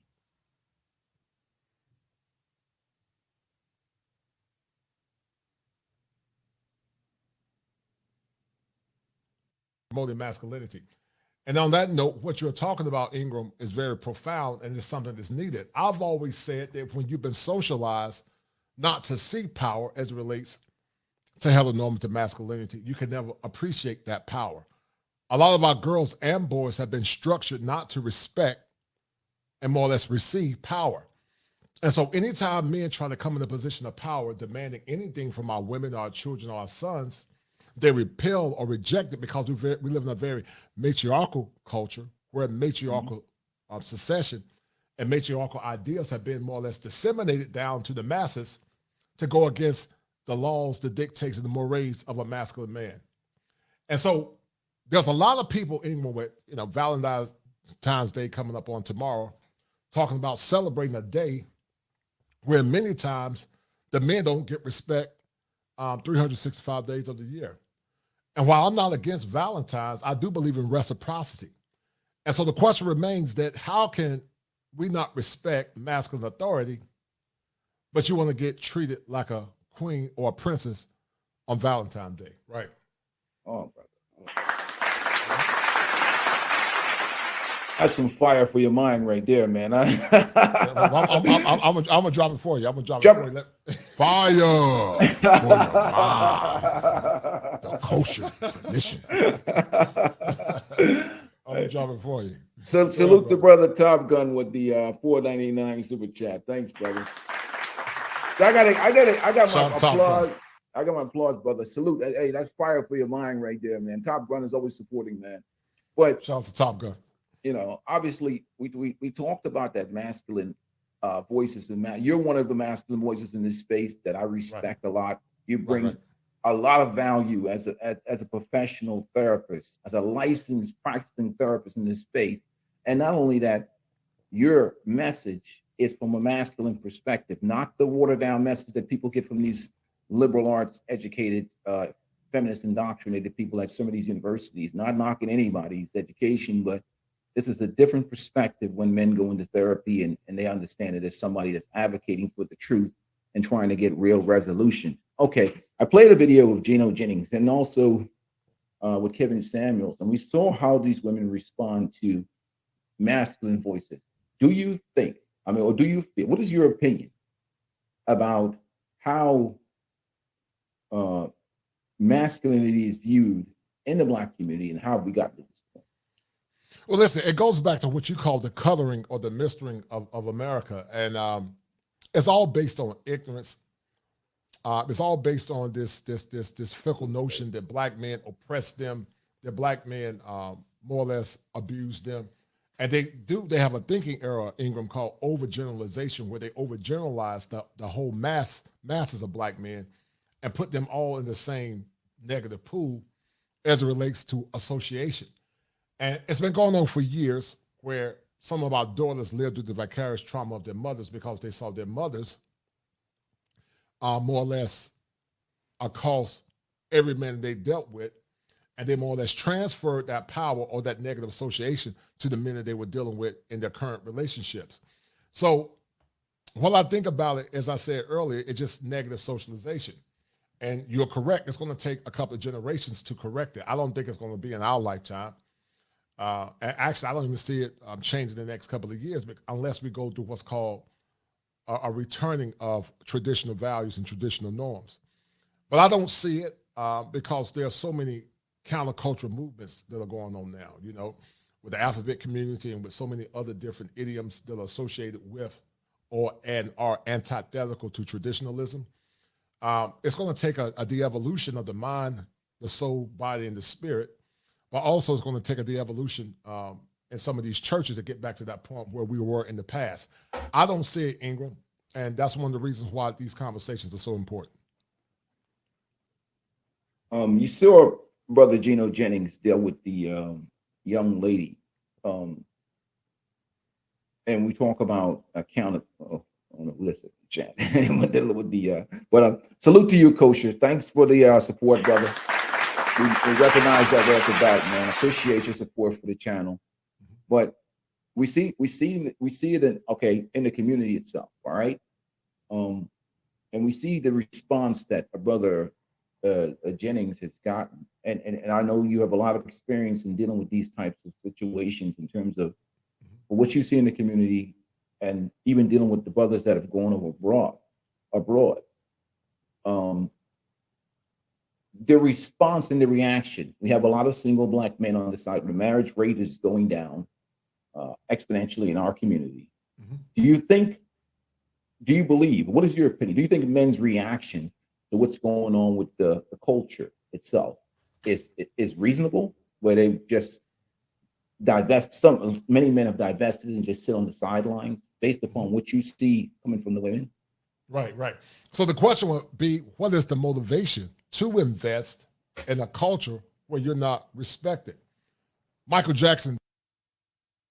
And listen, God, these men are not leaving or sitting on the sideline or not investing / divesting because they don't want to invest, but they're saying, what am I going to get in return for my investment? That's relationship capitalism 101. Men have standards. Some will say, oh, you guys are lame, you just don't have no game, but men that are about their purpose don't have time for game. They need women that are wife ready and willing to cooperate and willing to cooperate and ready to cooperate. So that's the $1 million question. He did the song back in 1994 when he was in Brazil. He said, or 2004, and the song was like, they don't really care about us. So once again, needs drive behaviors. If you're not getting your needs met in a relationship, the opposite of hate is indifference. And that indifference is turned into apathy, where men just don't care because they're saying, what are the benefits?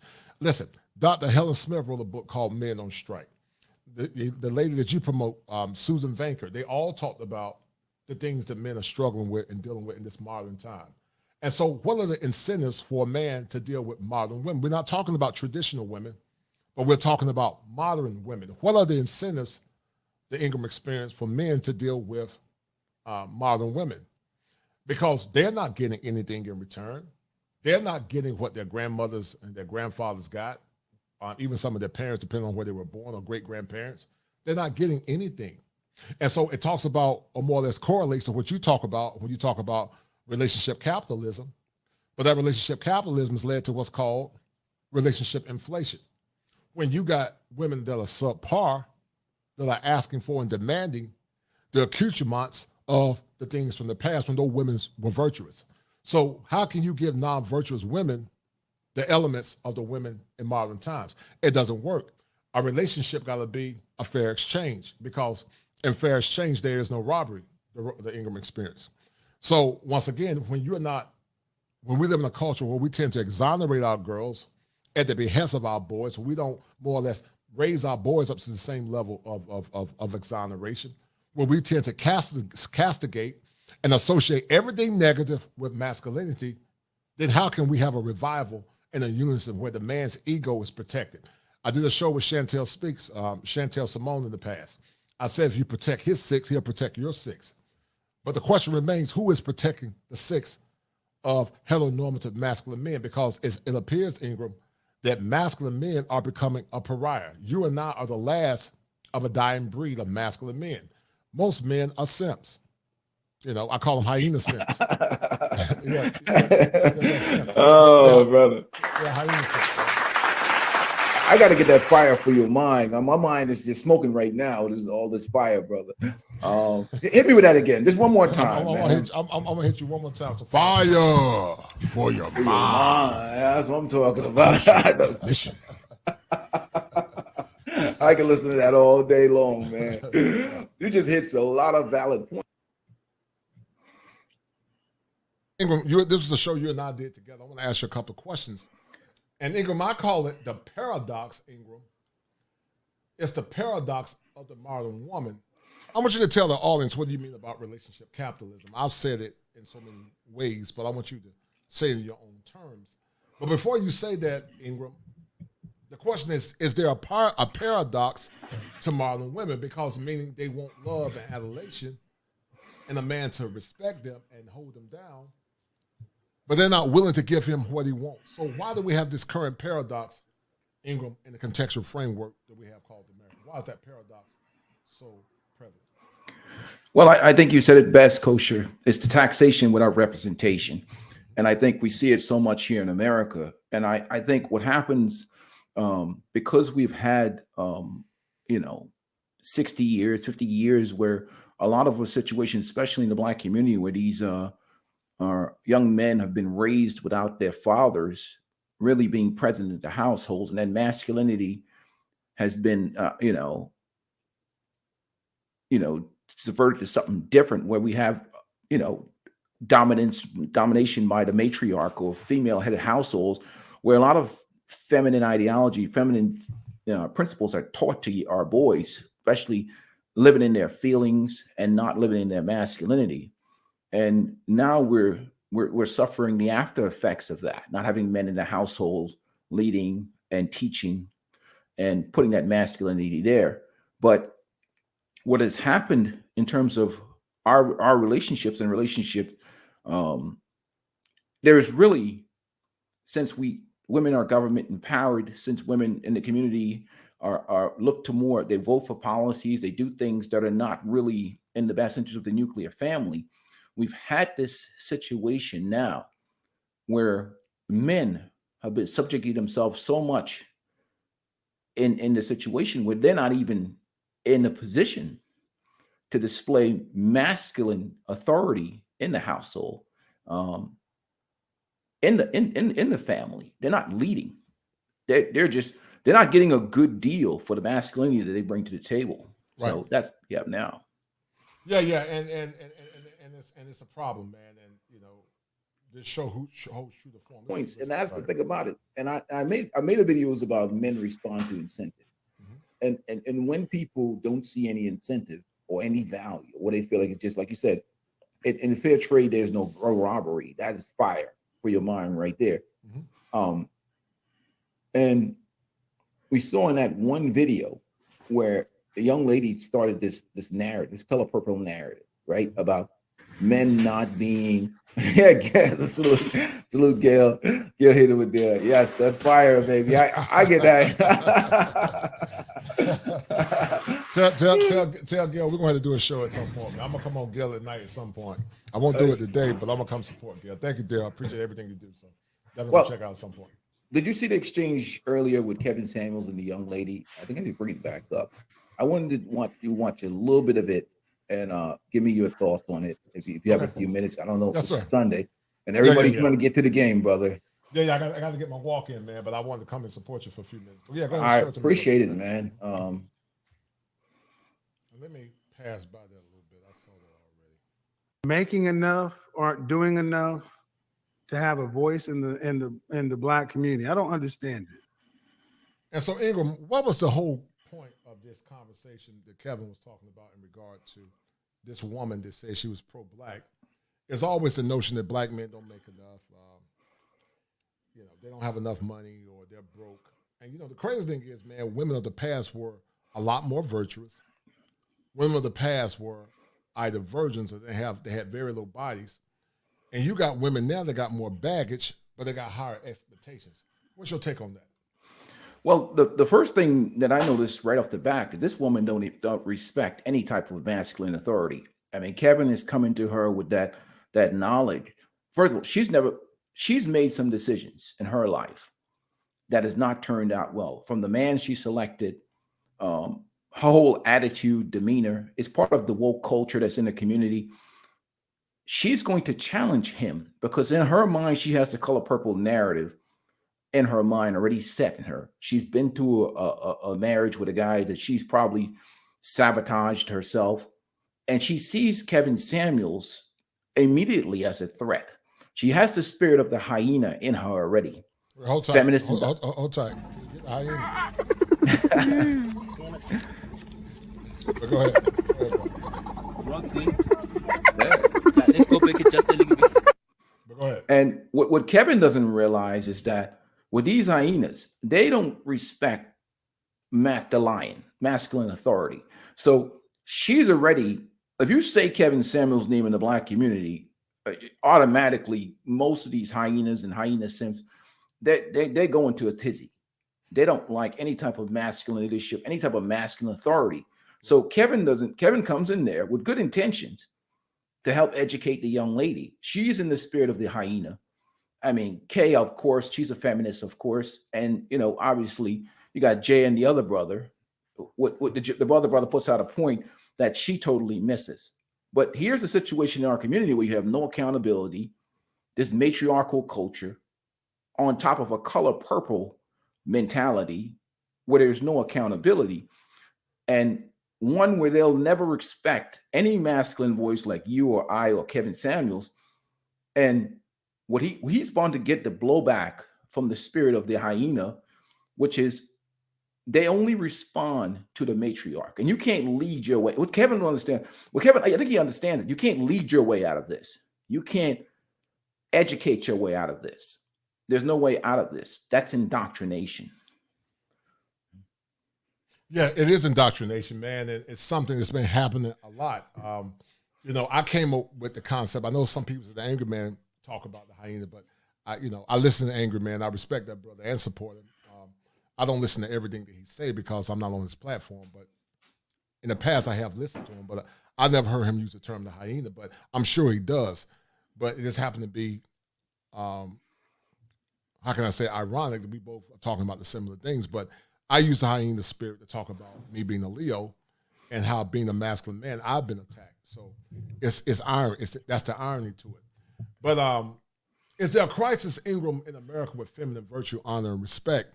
Will it ever return, or are we in a psychic wasteland that's not going to get better in our lifetime, in your opinion?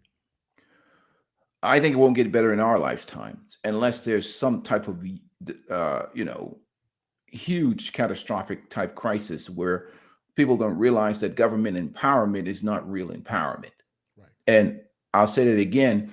You would think that our community learned from January 6th, where they saw the Capitol building was rushed, that even especially for the feminist women, that your job, your education at that point in life doesn't mean anything in that type of world. And that's why the importance of the nuclear family established to protect you from those things. That's why when you were talking about earlier about talking about men's value as just what's in the wallet. No, that guy is protection, provision, and security. And the provision, security, and protection part is there's somebody between you and whatever barbarian is outside when stuff hits the fan, because your money or your degree won't mean nothing in a world where you don't have community, you don't have a support system and network. And that's what some of these women don't understand. That's not real power. Real power is through community and family.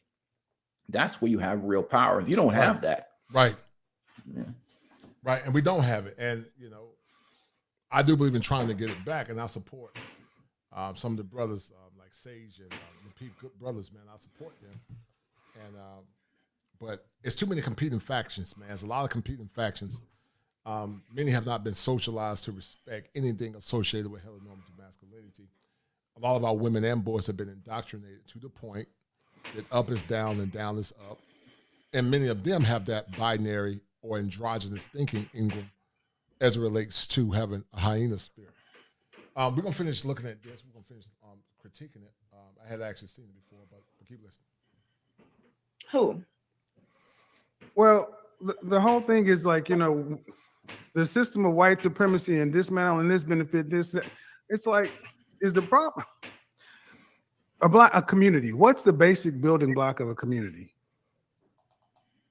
Who are you referencing, Kev? The black community. I'm just saying to anybody, we can't be pro-black if you are. How are you pro-black and not married? Yeah, I think strong communities are the basis. Strong families are the building blocks of a strong community. So this is my issue with a lot of the pro-black movement, especially a lot of pro-black women. I've seen it already, Ingram. I saw it this morning, actually, brother. So we can talk about it. So I'm going to speed this up a little bit. Hold tight. Racism played a role in the evolution of black men. Some of my women were men when it's convenient.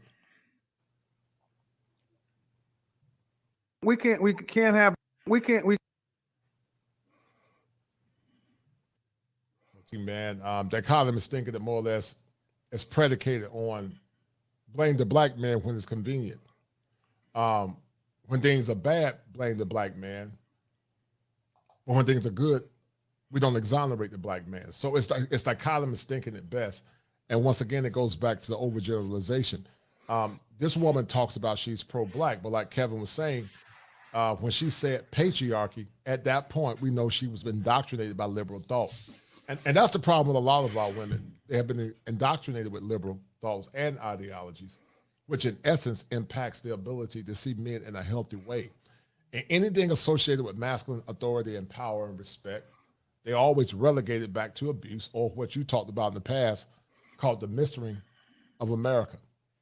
And so, it was by design. Some of my women were hoodwinked through ignorance, but some of them were hoodwinked through rebellion.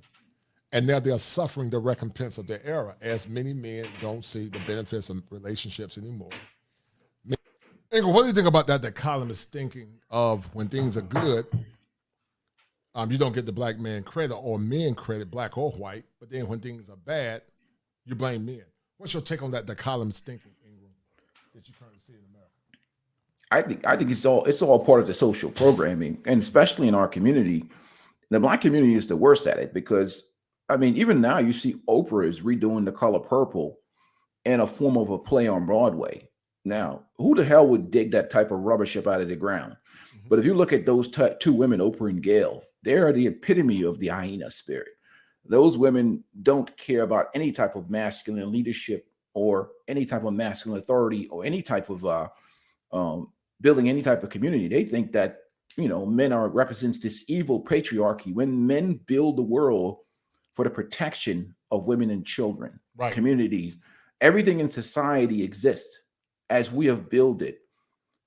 The reason we've created a society so these women can have these opinions and speak freely and be protected by us. And they don't realize that at a whim, if we see what's going on in Russia and Ukraine, things can change fast. Right, fast, real fast, right. Right. I'm sure the Ukrainian people are not waking up this morning thinking, my degree or my job's going to save me all my money. Right. Ain't none of that gonna save you. You better have you better have yourself some bullets. Well, England, they said we have an attack in America. They're gonna want you to go fight, man. I'm the only son, so but they want you to get your 9mm, your 45, man, and your shotgun. They want you to go defend this country. Yeah, absolutely. Yeah, that's like all that feminist and all that, that patriarchy crap goes out the window. I'm sure, like you like I say, most people, we don't understand real power is community, and you know what I'm saying, it like just like that, a snap, all that can be gone. And they didn't, like I say, they didn't learn anything from the C virus.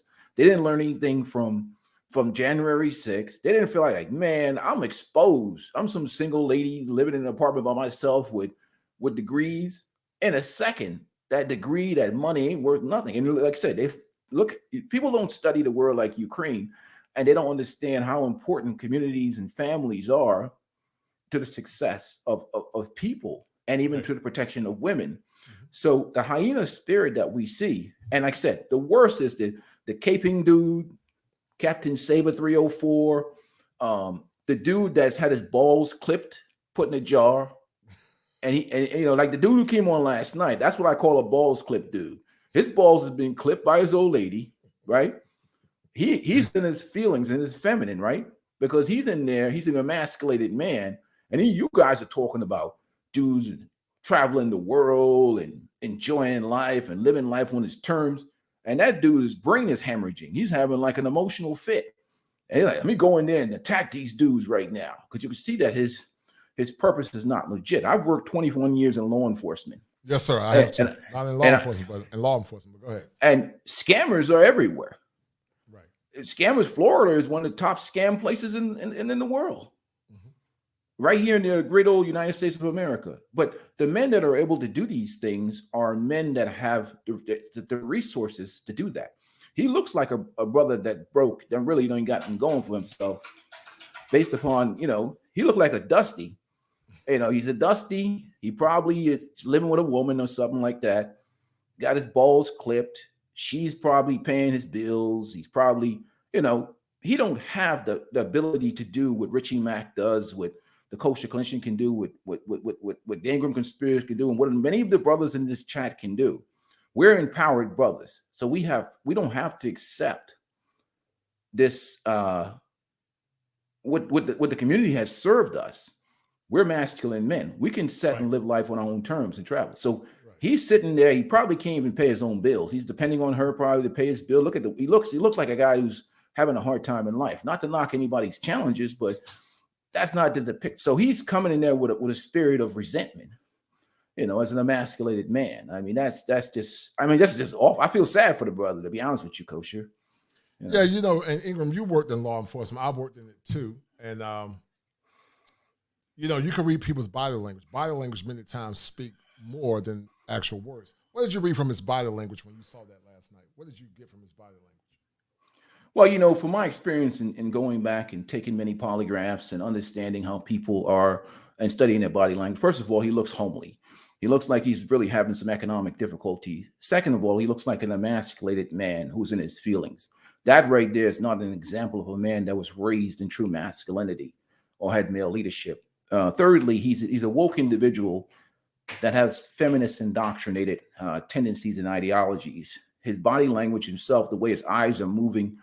What I'd like to say to even brother Richie Mack is you got to understand, you got to look at these dudes' intentions, because they don't mean anything good for guys like Richie Mack or Kevin Samuels or any other man that's masculine in this space. Remember, they have been raised in the spirit of the hyena, raised by women, they've subjugated, they've bowed down, they've been simps all their life. They're the dudes that really don't have any masculinity in them. So all they think is that by caping for women, by coming out here as the hero, women are going to like them. And we have a lot of dudes like that in the community that are these simps, these hyena simps, and they believe that that's what's going to make them look better in the eyes of women and the eyes of the community. When in reality, they can't do what these guys can do. They don't got the money or the power to travel abroad, to live life on their own terms. So what they do is they like to sit in the back. They like to attack men. And I think for that, that's weak. That's weak. It is weak, man. And as Chris Noah said, he came to the conversation in bad faith. He's married. He said he got to go in the back with his wife, but you can tell by his energy, you know, he really was trying to allude that men are traveling abroad to simp, but he was being passive aggressive. And I read it. I was trying to give him a chance to speak, but you know, when you start getting the attitude and acting like a fool, then I had to give him this work. Because, like I said, men have a right to do what they want to do. If the men are tricking, that's between them and God. I don't have no dog in the fight. They got to answer to God for that. That's not my prerogative. But I do believe that men should have the right to live their life on their own terms. Life, freedom, and the pursuit of happiness. What do you think about life, freedom, and the pursuit of happiness? Because many times, many men are not having the opportunity to get it or do it. What's your take on that, Ingram? I think it's a man's moral purpose. First of all, the pursuit of your own happiness, it should be a moral duty for each man. Your life is not that of a sacrificial animal. Your life is not about altruism and living for other people. And that's the biggest misconception on the community. I don't teach my boys to go and sacrifice their life for undisciplined people. Okay? If you do that, then there's no accountability. Mm-hmm. What is the accountability for anybody? It's like if I had a gambling problem and you wanted me to change, but all I said to you is just keep sending me money. When you put a standard on me, and I say, well, I don't want your standard, just send me the money, keep your opinion. And that's what you have in the Black community. They want people to sacrifice themselves, work hard, sacrifice for a lot of people that are undisciplined. And what is the definition of struggle in the community many times? Is a guy standing on a bus stop with a $300 pair of sneakers, $20 pair of jeans, and a $1,200 iPhone. That's what struggle is in the community. Right. You know, we have a community that have almost $2 trillion, 1.6 trillion dollars in spending power. Most of the problems that you have in the community are self-inflicted problems, right? From a lack of discipline, mm-hmm. poor morals, and people not. So when they come in here with these simps, you know, I can smell like that guy. I can smell it. The dust is falling off him as he runs to another room to get on the phone. I mean, you don't see the dust falling off that dude, man. That dude is struggling. That's a struggle. That's a struggle. He couldn't afford to take a fucking $100 flight to Florida. Shit, let alone go to Thailand.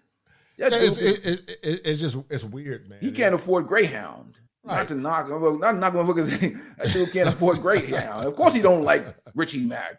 He can't afford to take a bus to Florida on Greyhound and shit. Yeah, he float. Taiwan, Brazil. And you know, like I always said, Ingram, listen, I've said it many times. That's been my war cry for the longest when I did the Manhood Chronicles. I've said, whereas men, we don't agree on all things or ideologies, but we come together as allies of a common cause only to dissipate when the crisis is over. I don't agree 100% with what Kevin Samuels said. I respect a lot of his positions, and I would tell him that to his face. I do respect the brother, but I don't respect 100% of what no man says. We do have commonalities. We have a lot of things in common.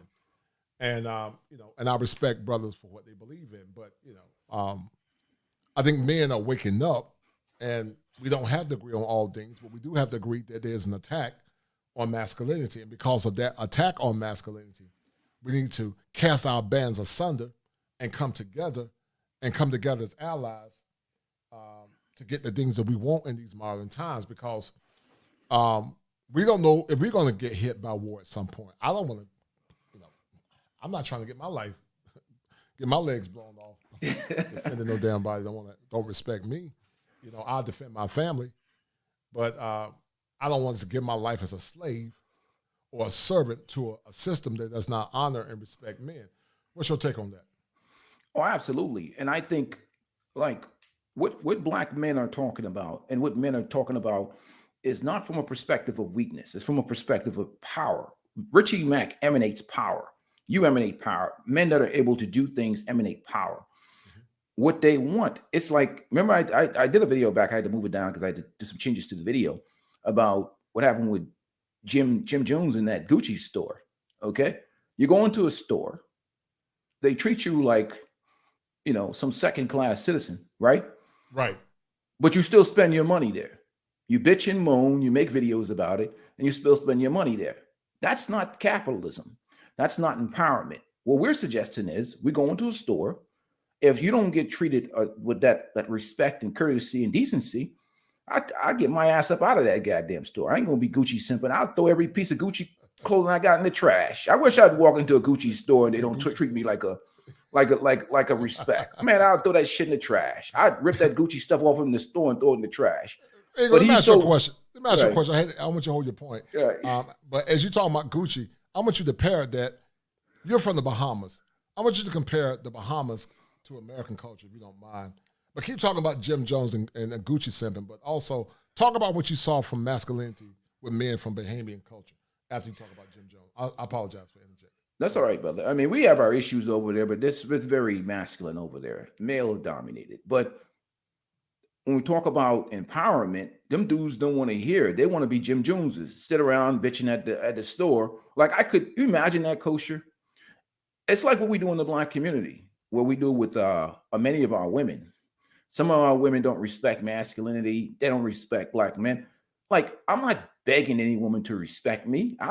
There's Black women all over the world. There's Black women. Why would I do what Jim Jones does and stay inside a store where they don't respect you and treat you well? I'm just an empowered person. I just don't believe in that. If women are not, or for women too, if men are not what you want, go somewhere else and get what you want. Right, and that's just capitalism. That's empowerment. I don't care what Black women do or what other women do. If you are not what I want, which is a traditional feminine woman that have certain ideals, I was like, okay, no problem. Congratulations. I'm just going to go shop somewhere else.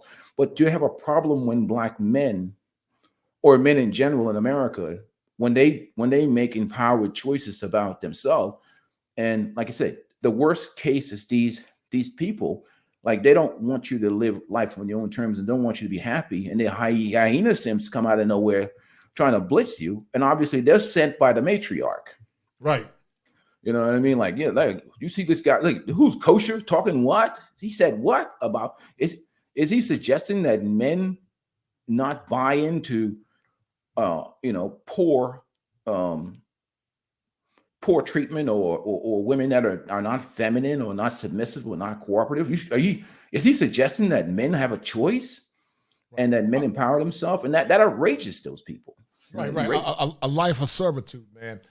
To the 55 people that are watching, please subscribe to the channel. Some of you guys are watching, but you're not subscribed. And I love the fact that you love my channel and you love what I do. Go also check out the Ingram Experience. A good brother of mine, him and I are going to meet at some point in northeastern United States, and we're gonna chop it up. And we might even get on the plane on the wings of an eagle and go to Pattaya, Thailand, and go check out my man Richard Mack. Ingram is 6'7", 6'8", big dude. Played for Seton Hall, one of the best conferences in the world at the time, the Big East. And so you got a talented brother up here. But I want you guys, the ones that are watching, to subscribe to the channel. Many times you guys watch this platform, but you're not subscribed. Once again, guys, when I do shows like this, I take hits. Because the topics we're talking about are not popular. I'm not doing anything wrong.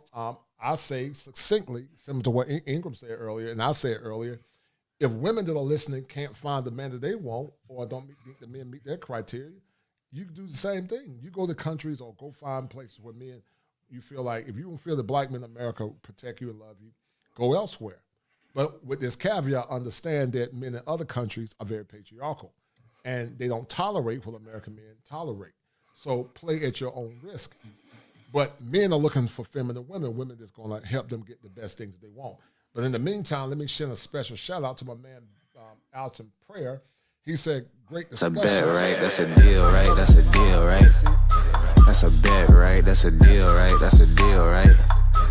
Keep up good work, gentlemen, because it's needed and appreciated. Right, Ingram say viciously and vigorously. He say it with a British accent. He said, yeah, they've been viciously and vigorously. He said with a nice enunciation.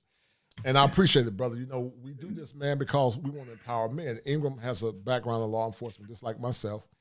I did 7 years with the Department of Juvenile Justice. I worked with adjudicated youth. Many had, sex crimes. They were dangerous, aggressive. And then I did 2 years with the Department of Corrections. So I've been around people with criminal minds. I know their energy. And so that's why I was so quick to eviscerate or pulverize this dude that came on last night. And then when he tried to get slick with his mouth, I don't tolerate that, man. I don't. Some guys do, but you ain't bringing your ass on my platform running your mouth. I don't tolerate that goofy stuff where you try to, popping your gums. And you're on my, can you imagine I come to your house, Ingram, and I got an attitude in your house? And then you show your true hand because your true hand was talking about damn tricking. You came in talking about scamming, but your true motive was to talk about men tricking. So that was the issue that I had, man. Hold tight, Ingram. Let me read this next super chat. Guys, share the content, please. Get the likes up. Guys, let's get this channel to 2,000, 3,100. We're about 3 away. Should have been at that last night, but I lost. For every sub I got, I lost. And let me say this to the women that are watching. I love you, sisters. I don't have no ill will to women that are listening. I love sisters. I just want men to get the best. I don't have any qualms with good women. There's some good sisters that listen to my show. Some have came on, some have fell by the wayside because I guess they didn't like what I was talking about. But it's not my intention to hurt your feelings. I'm just telling you what men think. And if women really know what men really thought, it would really hurt their feelings. Because too many men, Ingram, are simps and they lie to them. But I don't believe in lying to women. I believe in being real and being honest and keeping 100 because that's the right thing to do. Let me read the super chat real quick by James Miles. James, that's a bet, right? That's a deal, right? That's a deal, right? That's a bet, right? That's a deal, right? That's a deal, right? Got 5 on it. Or foreign currency, let that sink in. Salute to the panel. No doubt. Hey, kosher. Like, first of all, that dude has never been on a plane before. Look at the way that dude looks. First of all, who the hell goes to Thailand to have sex with white women? And they're all aces of beautiful Asian women. What the hell? You can get Karen right around the damn corner. That's the ultimate sim statement right there. You fly. That's like going all the way to Thailand to eat American food. That doesn't make any sense. Mm-hmm. But that dude has probably never been on a plane in his whole life. Look at the way he flows and the way his energy is moving in there. Thailand, shoot, he'd be, that's one of the dudes who never leave the state that they were born in. And what happens is like he got into a situation. He's probably living, a situation where he doesn't have any empowerment in that house. Like I said, that dude is, you can tell he don't got nothing going on in that house. And he don't seem like he's got much going on for himself in terms of his own direction and whatever else. Like, for instance, if I don't agree with certain things that a man is saying on a platform or whatever, I don't go in there. That's what females do. I just say, okay, man, these dudes are tripping. I ain't even gonna listen to that. I'll just switch the channel. That's what masculine men do. So what you have is what happens with these hyena simps. Like I said, that's not them. That's the women sending them. Right. The women are sending them because they don't have any masculine authority in that house. And more so, you can get some of these woke cats, these about the community people, but they'll never hold the community accountable to anything, any moral standards or anything like that. So that dude, I don't think he's ever been on a plane. Thailand, you can tell his story is a huge embellishment. Who goes to Thailand? He gave it away. First of all, his body language gave it away. Who the hell goes to, he's never been to Thailand. That guy has never been, I doubt that guy has ever left his state, unless he maybe drove across state line on a school trip or something when he was in high school or something. That dude has never left the state that he lived in. Like that dude walking around running, hiding, dust falling off him and shit. That dude can't afford to go to Thailand. Like I said, that dude couldn't get on a Spirit Airlines flight to them $70 Spirit tickets. He couldn't even get one of them tickets. That's what he never did. Hold on, let me shout my man Top Gun for that.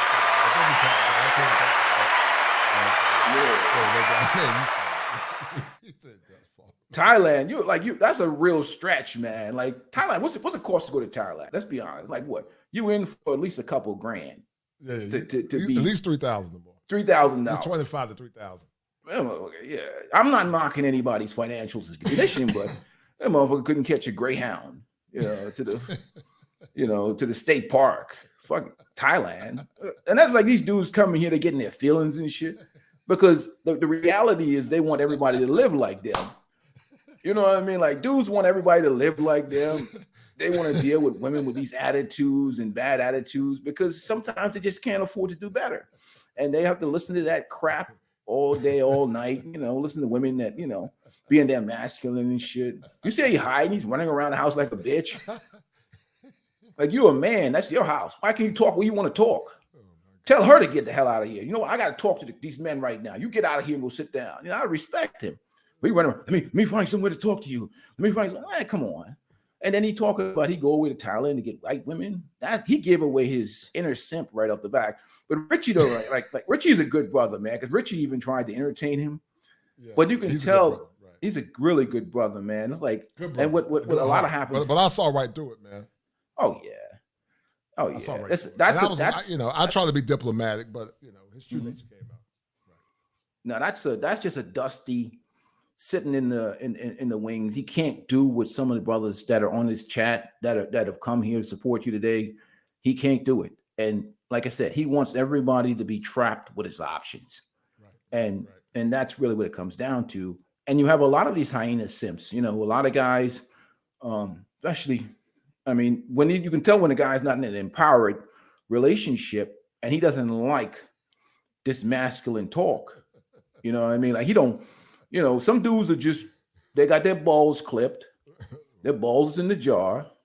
You remember that you talked about dudes with the, they're getting sex less than the 10 times a year. What does it cost to be in a sexless marriage and shit? Sexless marriages, right. Yeah. Dudes be like, you know, and these dudes get in their feelings, man. They're like, man, you look too free.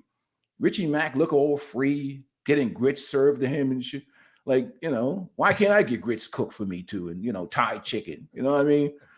I got to order McDonald's and shit in the morning. Richie Mack eating grits and, you know what I mean? They hate that guy. So they come in here with that animosity, that hyena hate, you know what I mean? They don't want to hear that shit, man. And that's the reality of life, you know? Yeah, it is a reality. Let me read these super stickers out real quick, Ingram. Hold tight, brother. Shout out to my man, Joe Ingram. Joe Fleming for the $5. He said, great content, brother.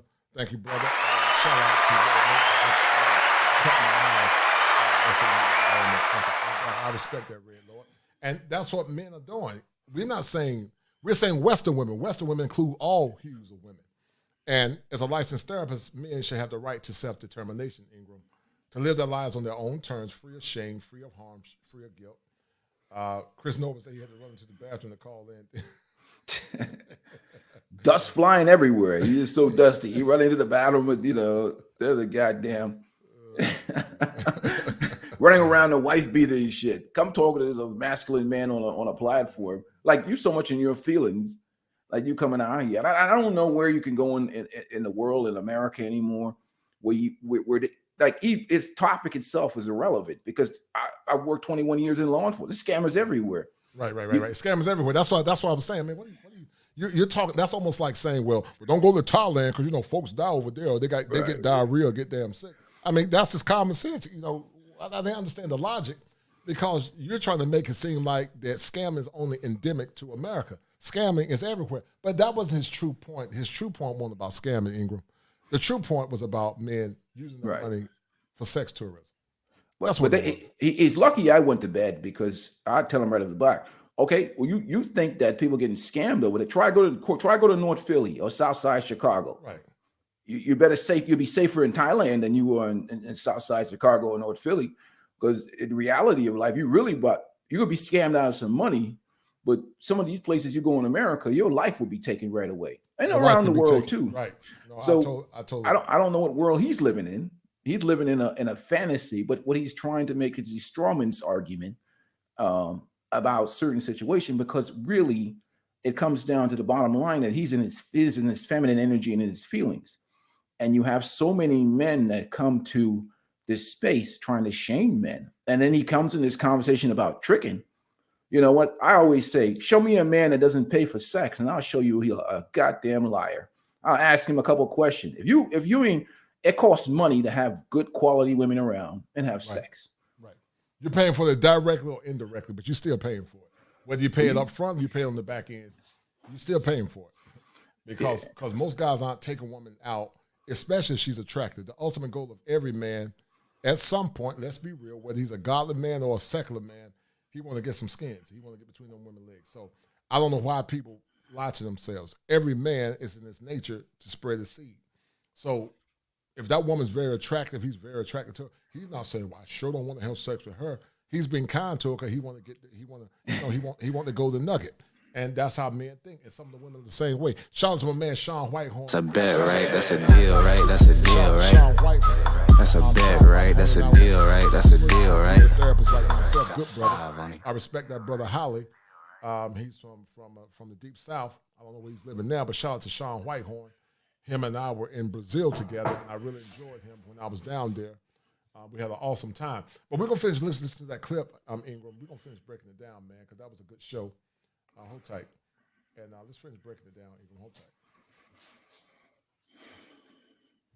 Many are not getting married anymore. Many are frustrated. Many don't see romanticism as an asset that can benefit them. And so I'm not surprised by her pronunciations about the internet's slowing down. Can you hear it, Ingram? Nah, it's freezing, but don't worry. That's okay. You got the real deal right in front of you, black baby. Community. It's always looking at black men, and more or less black men fronting the blame for everything.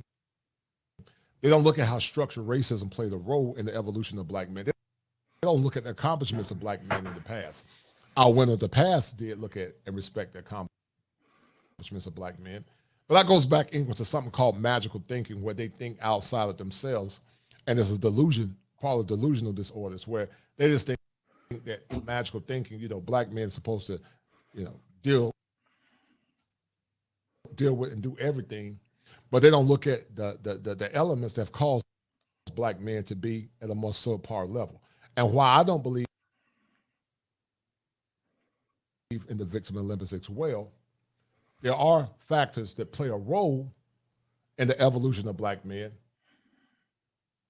such as systemic racism. They play a role, but we don't have to let racism stop us from being great. White supremacy is not the God of black men, because our ancestors were able to overcome when the odds were totally against them.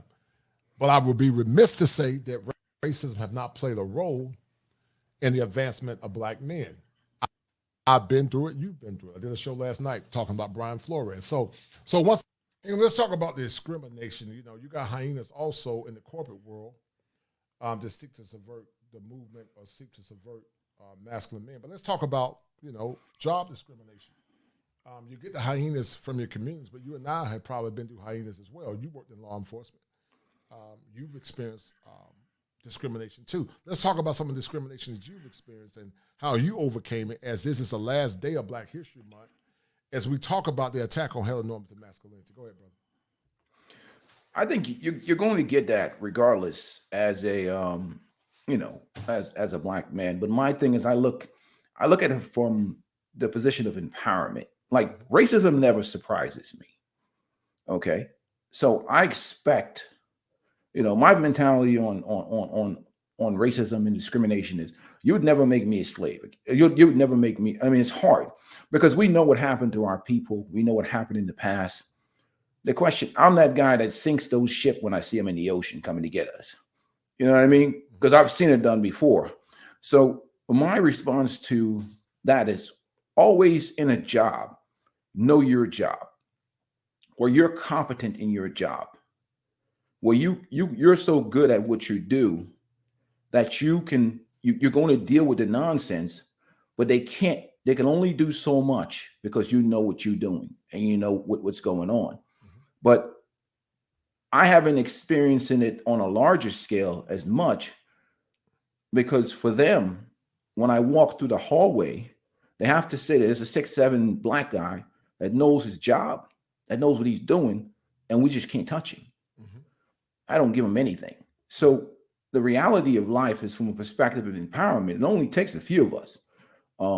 America is going to be what it is. I think the biggest problem that we have now with us in the black community in 2022 is not so much an issue of discrimination, but a self-inflicted wounds. Right. like we have the ability, and especially with our spending power and our economic power, to fix our own problems. The problem is that we don't have the type of community and the type of structure, especially with the patriarchy and especially with masculinity. But you're going to get discrimination. You're going to get racism. That's going to happen. I have the perspective of, why are they so comfortable being racist to us? You know what I mean? And that's my thing. You see, Whoopi Goldberg said certain comments to certain ethnic group, and she was gone. Nick Cannon said certain things to certain ethnic group, and he was gone. Mm-hmm. How do we become like that? Right. Where you do something against us and you're gone. And you start that with the empowerment phase of economic power. You start that with political power. And you start that, like I said, the cops behave a couple different ways. In an empowered community, the cops are getting cats out of the tree. In communities where they're unempowered, they're messing with the people, doing doing pat downs and all that other stuff. Right. That's what the way they behave. Look, why are they so comfortable doing? My perspective of why are they so comfortable doing that to us? Right. And that's the real answer to the problem, is because we vote for policies that don't support the family, that don't support the community, don't support the local community and the local family and the nuclear family. You know what I mean? Like they don't want masculine heteronormal men running households in the community. So what we have is now policies that disrupt the home. Right. And our people give over to the government empowerment. Mm-hmm.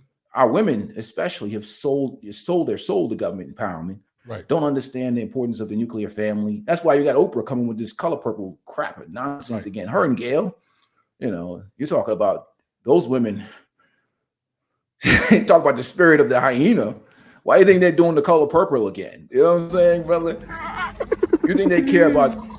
She don't care about the nuclear family. Oprah don't care about the nuclear family. Let's go back it just a little bit. Can you hear the hyena when I press? I can hear the hyena, baby. I like it. You know what I'm saying? Like Oprah and Gail don't care nothing about no family or no community or whatever. They keep with this color purple narrative. And I don't see these black men around beating women and mistreating women like that, like how they depicted in the movie. And in my 21 years, I've never experienced this as a police officer for so many years. I've had a couple of domestic violence incidents, but nothing like what these movies depict. And this is all a false narrative. But if you can destroy the community, you can destroy the family, the nuclear family. If you can destabilize the thing with the men, you can absolutely control a community. And that's why we're all about spending and whatever else. So there is racism and discrimination in this world. But the biggest problem that we have is self-inflicted wounds and the inability of a community to empower itself. Whereas when people do stuff to us, we're powerful, like how Jews are powerful in this country. Right. Nobody messes with them. Mm-hmm. Unless you want to be unemployed. That's a whole other story. No doubt. Shout out to MC Recovery and Wellness. It's a bet, right? That's a deal, right? That's a deal, right? That's a bet, right? That's a deal, right? That's a deal, right? Got five. Trolls, and we've seen the rise of many trolls. They have their own issues with their own internal struggles. They have their own demons, the Ingram experience, and many are trying to subvert anything that's pertinent to heteronormative masculinity. What's been your struggle mostly with Western women, Ingram, and Western women of all ethnic groups? What's been your biggest struggle with Western women, Ingram? I think the biggest struggle that I've had is more so in terms of marriage and relationships.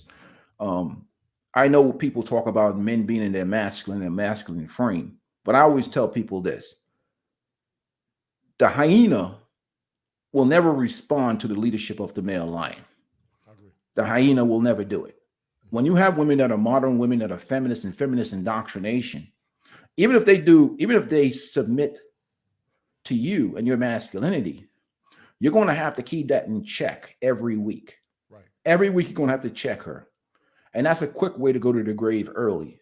Right. Because you're going to get stressed out. Right. You're going to be frustrated. And all men want is a peaceful home.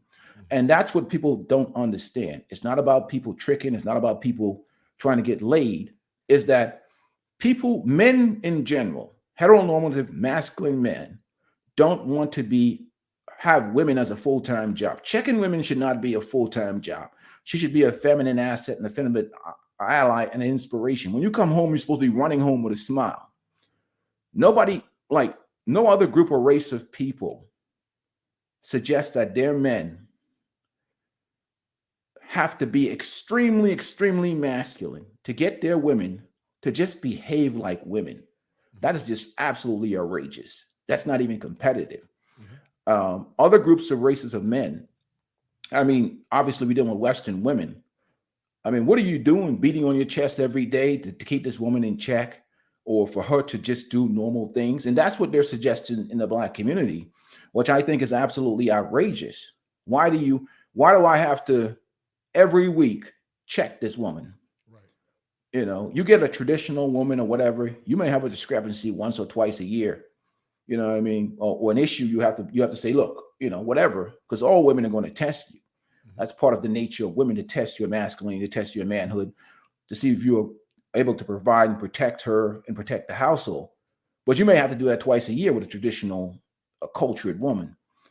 But with these women that we have, and not only that, they're backed by Big Daddy government. We have this social media problem where they're getting social media resources. And there's a coalition of them, including the hyena simps, that when there's a problem in the relationship, this is the people that they consult. They consult their friends and family members and whatever. So there's no tradition and culture behind them where you have mom and grandmom and everybody else that's going to hold that woman in check, hold that woman accountable. Right. So what we're having now. So for me, my biggest test has always been having a peaceful home with modern women. And no matter how masculine I am, that challenge is coming every week. And therefore, I got out of it. I didn't hang around for that crap. and you know, you're one of the rare. You definitely had kahunas and loved yourself more and exercised your right to self-determination, because many men suffer in it. They stay in it until they're old and dead, and they have dust running off them, flying off like the dude from last night. You know, they dusty, old, and tired. Testosterone levels are low because they're stressed out. And, you know, T-Mac is right. He says sisters are quick to say some. We're not going to overgeneralize, but I agree with you, T-Mac. Quick to say brothers who date outside the race are destroying the Black community, but don't say anything about the millions of babies that have been, you know, deleted. And it's sad, man, you know, because our community should be a lot bigger than what it is.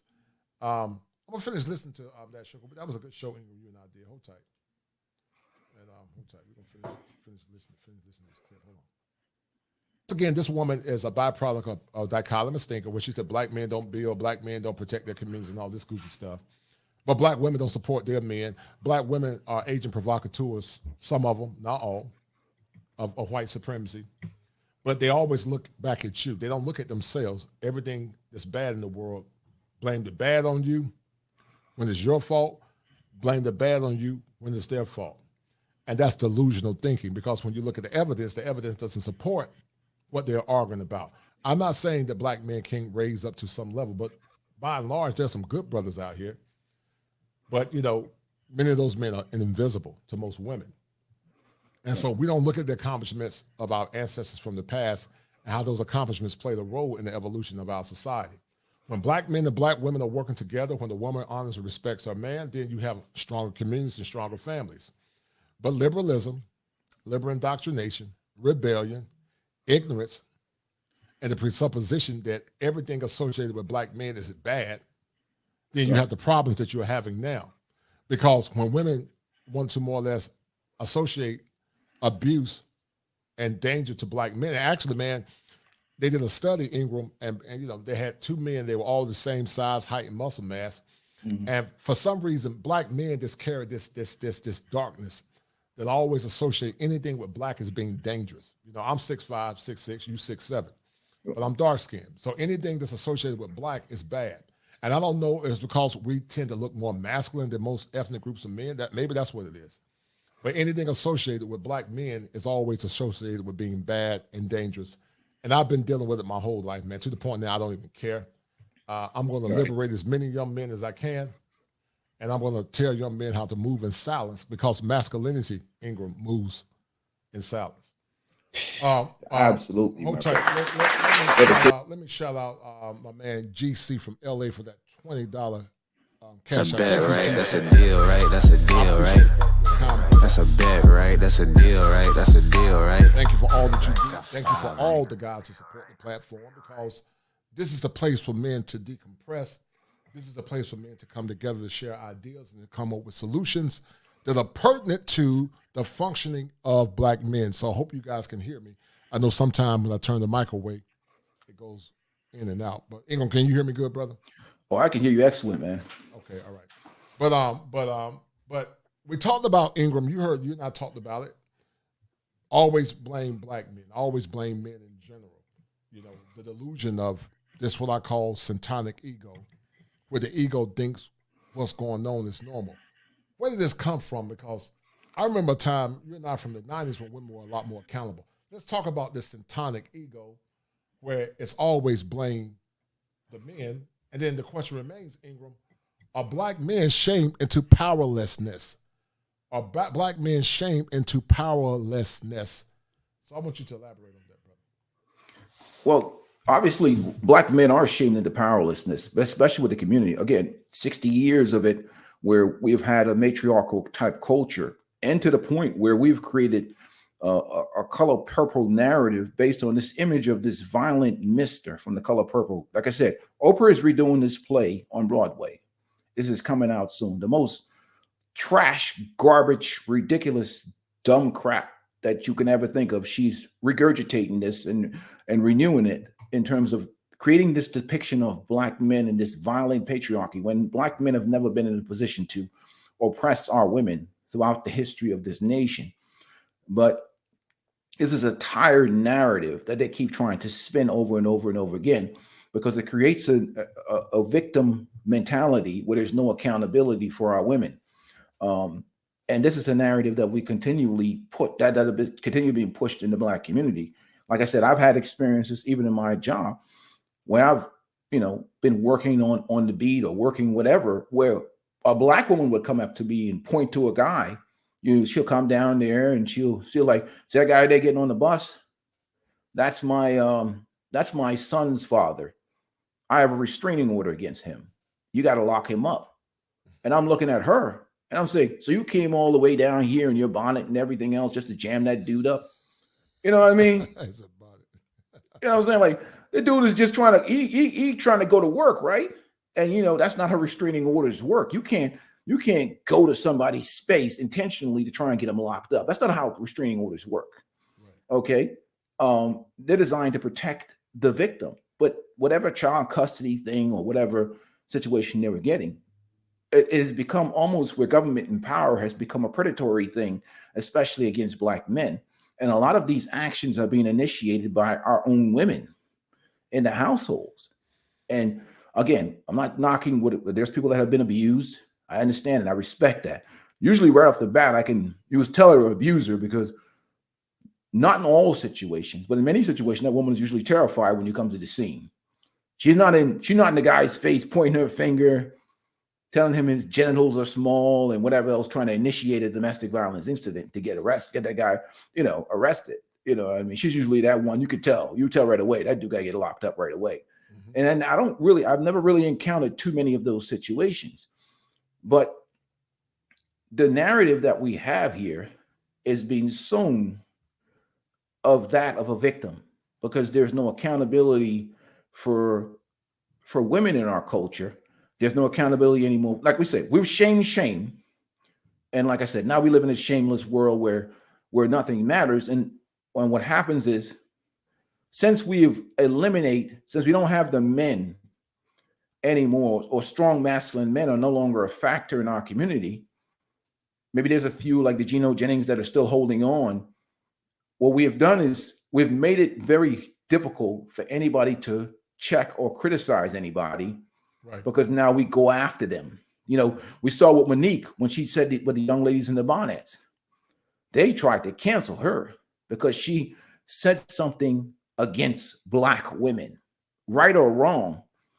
And that's what happens when you create this hyena type culture or hyena type spirit, where that masculinity, the male, the voice of the male lion is no longer relevant or what's dominant in the culture now. So in essence, what we have is a matriarchal culture in the Black community.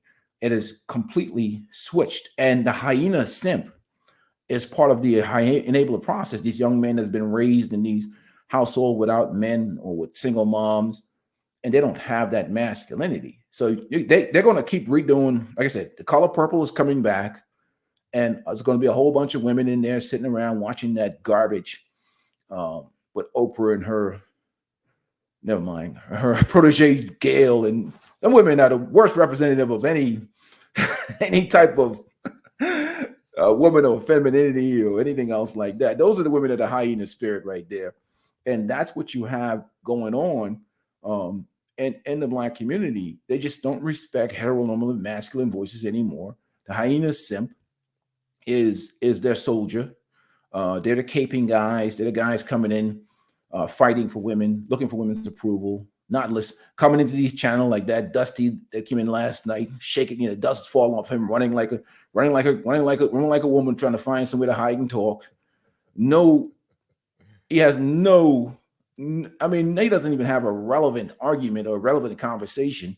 You know what I mean? Like, so that's what the community has become. This huge oasis of hyenas and these simps, these hyena simps.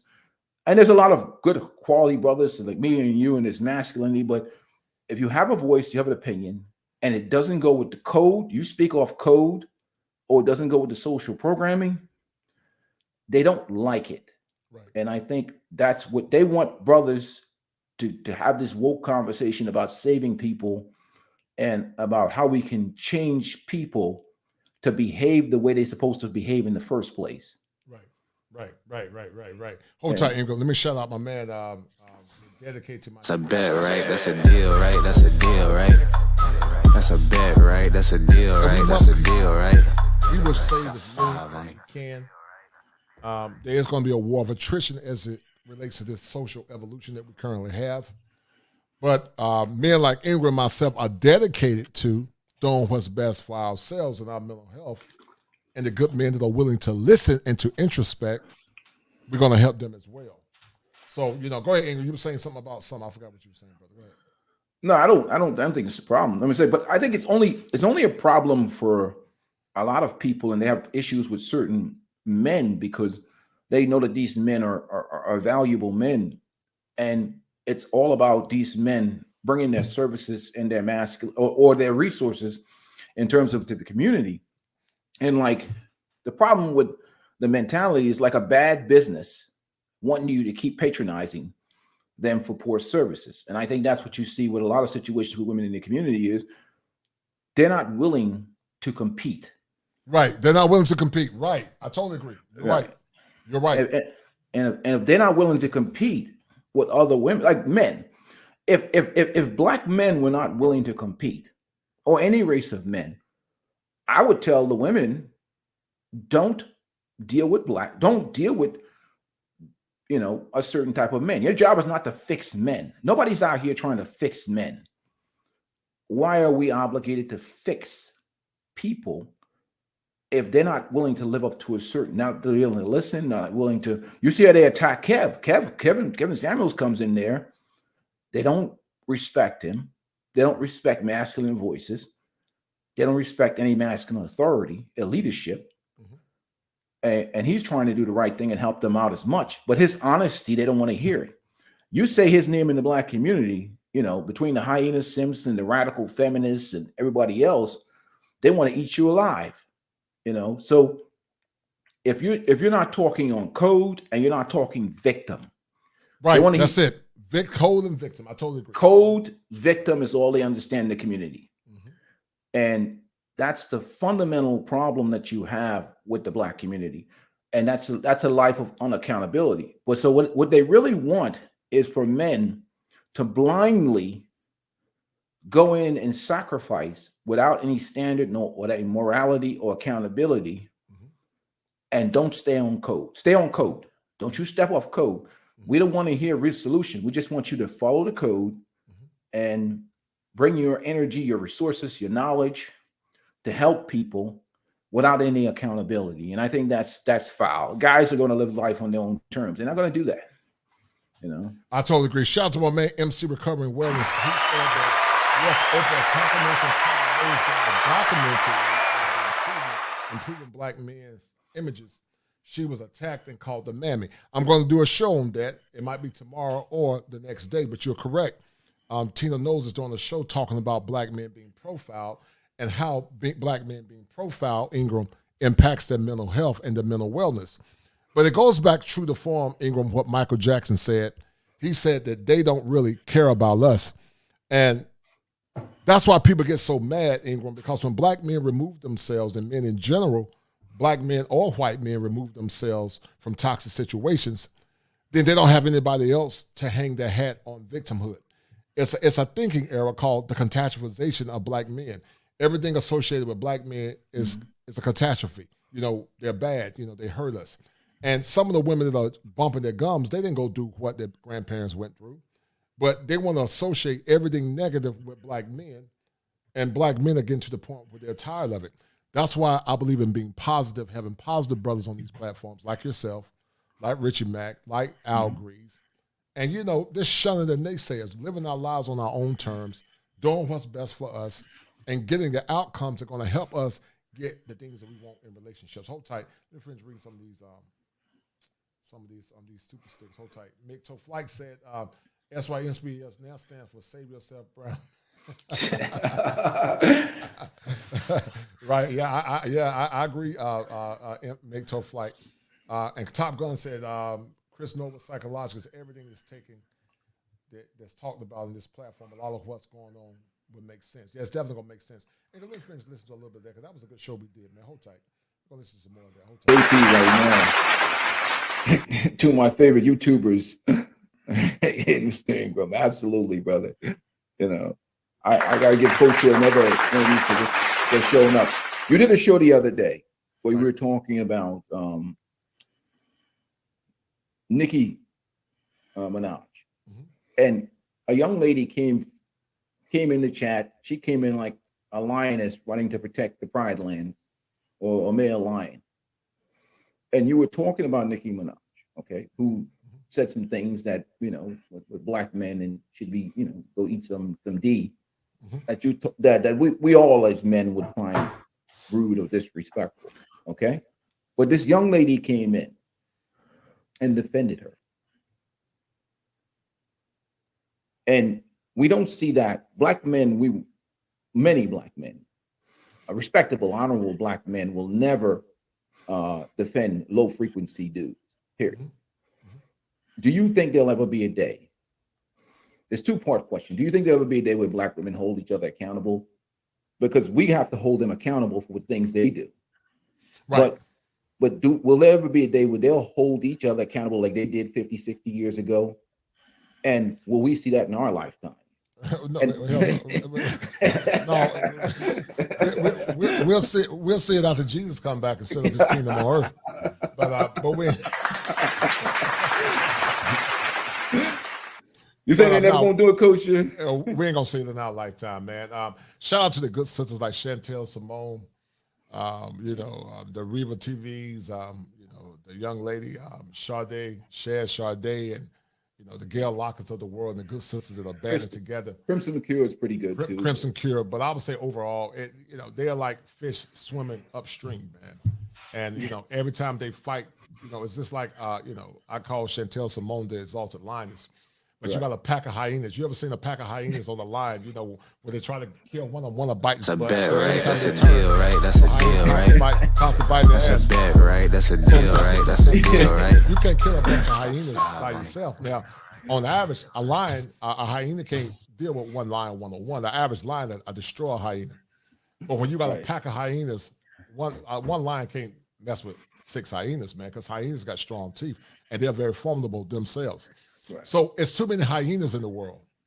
You got the hyena simps, and you got the hyena women, and there's not enough lions and lionesses that are willing to stand firm in what they believe in. Is there a remnant that's telling the truth and standing firm? Yes.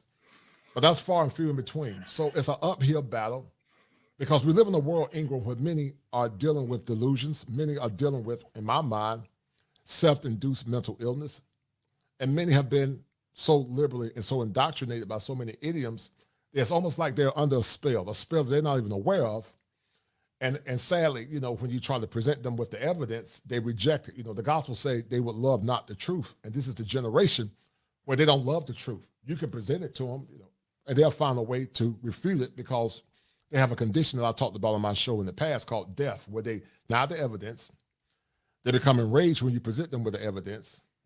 They argue, they argue by do ad hominem attacks, where they attack the messenger instead of the message, and they fight you or they flee when you present them with the evidence. So that's a sign of cognitive dissonance due to a condition called death. So it's not going to happen in our lifetime, brother. I just think you can save all the good young brothers and sisters that you can, the few that are there. Teach young men to love themselves. The good sisters are trying to listen to teach them what men are looking for if they believe in traditionalism. But by and large, what I'm seeing is that anytime the good women try to stand firm, Ingram, and their position as women, you have the hyenas constantly biting their asses, man. Calling them pygmies, calling them mammies. They do all of those things, Ingram, to reduce good and righteous women. So we got to protect good women that are trying to do the right thing in a world where right is wrong, Ingram, and wrong is right. Where up is down and down is up. So we got to protect good women, because I'm going to tell you something, due to the incessant gaslighting, they'll make you think that you're crazy. If you keep listening to them, they'll start making you think that maybe I am wrong. And many times it's not you, but it's often due to the delusional disorder that's often impacted a lot of our women. And like I said, the battle of feminism was the black woman's battle. Black men never had the power at the macro level. So that woman was talking about power. She was talking about things at the micro level. So anytime black women associate trauma with black men, they're always talking about it at the micro level. But policy at the macro level has been complicit in impacting laws that don't benefit the white woman at the time and didn't benefit black men and black women. So your point of anger shouldn't be towards black men, because watch this. Civil unrest and domestic issues, Ingram, are not just endemic to black men, but it's endemic to Asians, white men, and all other ethnic groups of men, meaning domestic violence and domestic issues are endemic to all ethnic groups. But because our women many times overgeneralize, once again, they tend to associate and assume that everything associated with violence and bad or ill will that's done to them was done to them by black men that didn't have power. So if you want to talk about black men that were abusive, okay, that's just part of the human condition, where white men have done the same thing, Asian men have done the same thing. They're no different than the white conservatives, some of them. They say, well, your own people kill you. Well, I'm like, what's your point? From the 1900s on up to now, even the Revolutionary War, white-on-white violence was a byproduct of the ethnicity of the person. The Indian Wars, when the Indians would fight each other and kill each other, they didn't say, well, your people are killed. They didn't say you kill your own people. All Indians are not the same. Just like when black men and black women came to America, we were not the same. We were forced into oneness. And so it's a cop-out and a scapegoat to more or less minimize the things that they've done. So, it's foolishness, to say the least, man. And it's a way for our women not to take accountability and more or less blame everything negative on black men.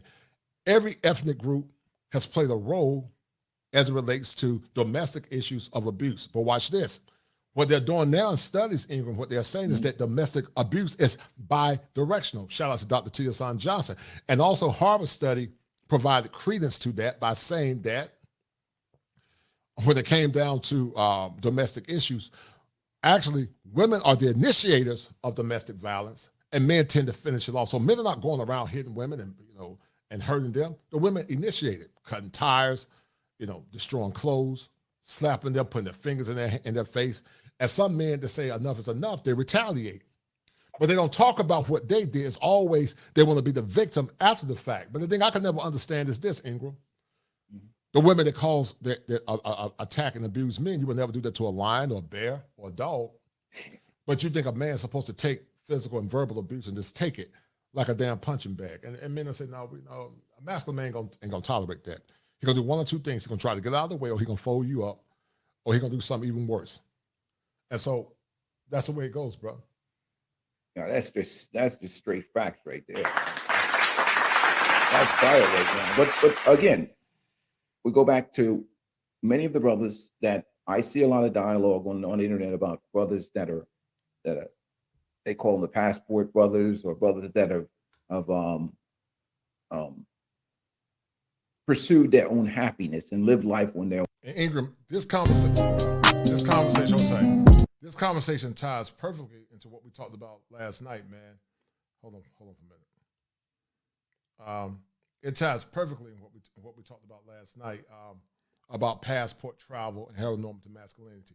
It's perfect. This is a perfect segue. What's your take on that, brother? Go ahead. I see a lot of dialogue on the internet about brothers that are. Can you hear me? Yeah, I can hear you. Passport brothers, or brothers that have pursued their own happiness and lived life on their own terms, in my opinion. We hear people call, they try to make it about this sex thing, which I totally disagree with. I think anybody can get laid. I always say WAP is falling off the back of the truck. I mean, not anybody with money, but not everybody has the confidence or whatever to get whatever. But there's this dialogue about why guys are going places and going overseas or whatever. And I always make the argument, it's not about getting laid, it's about culture. And them being able to find traditional women that that respect masculinity, that have structure, and they have family in place and culture in place to reinforce values that we found good, that make relationships last.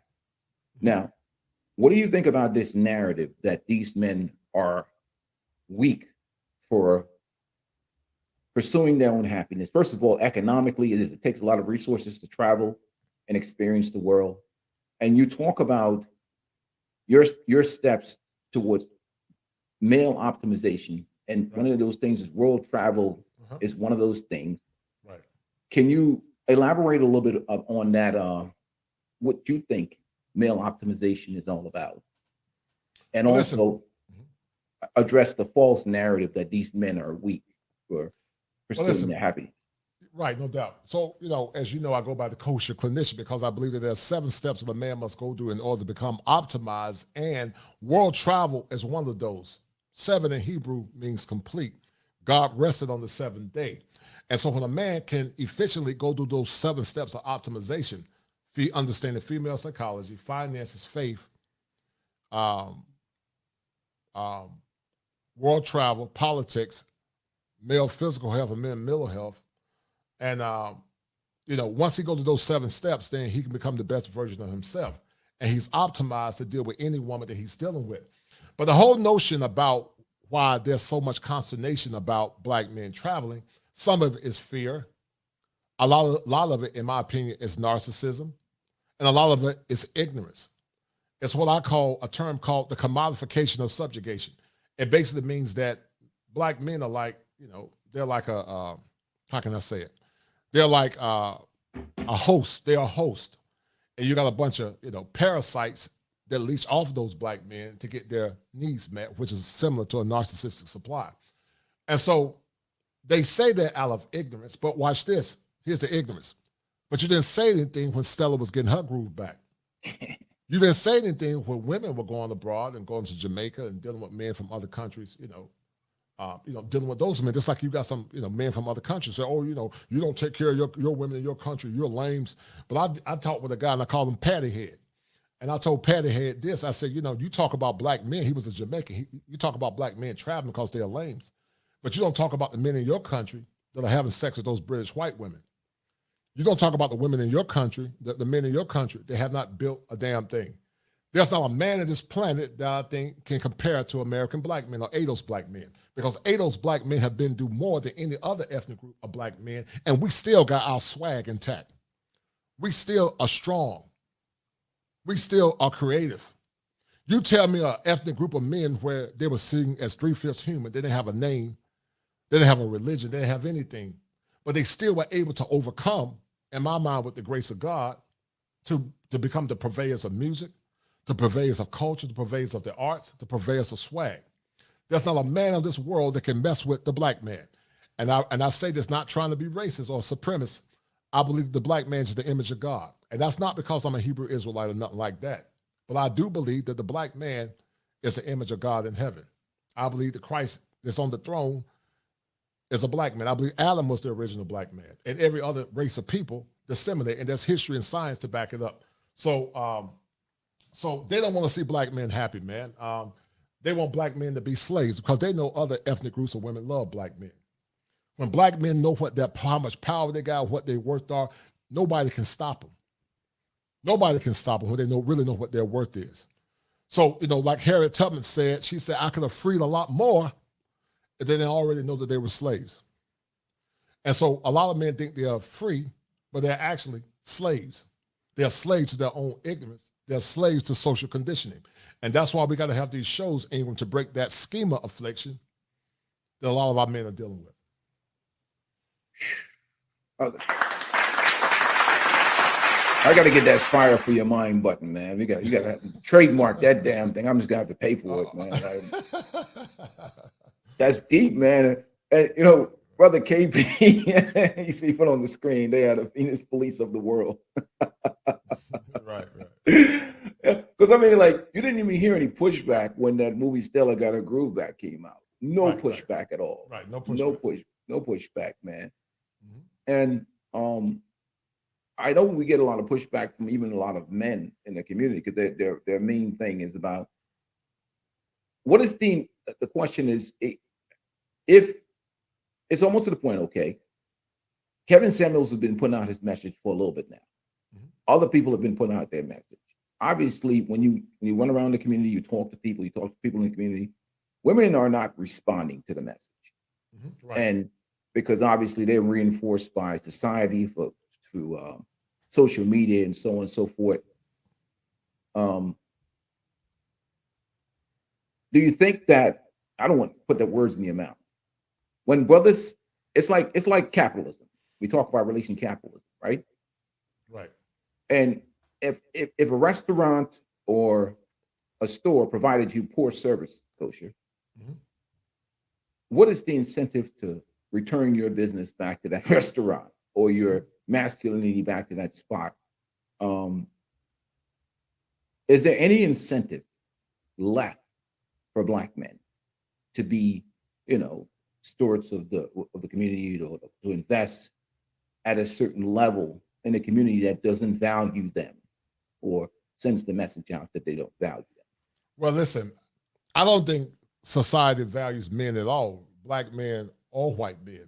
But like Tavis Smiley said, that when white America get a cold, Black America gets the flu.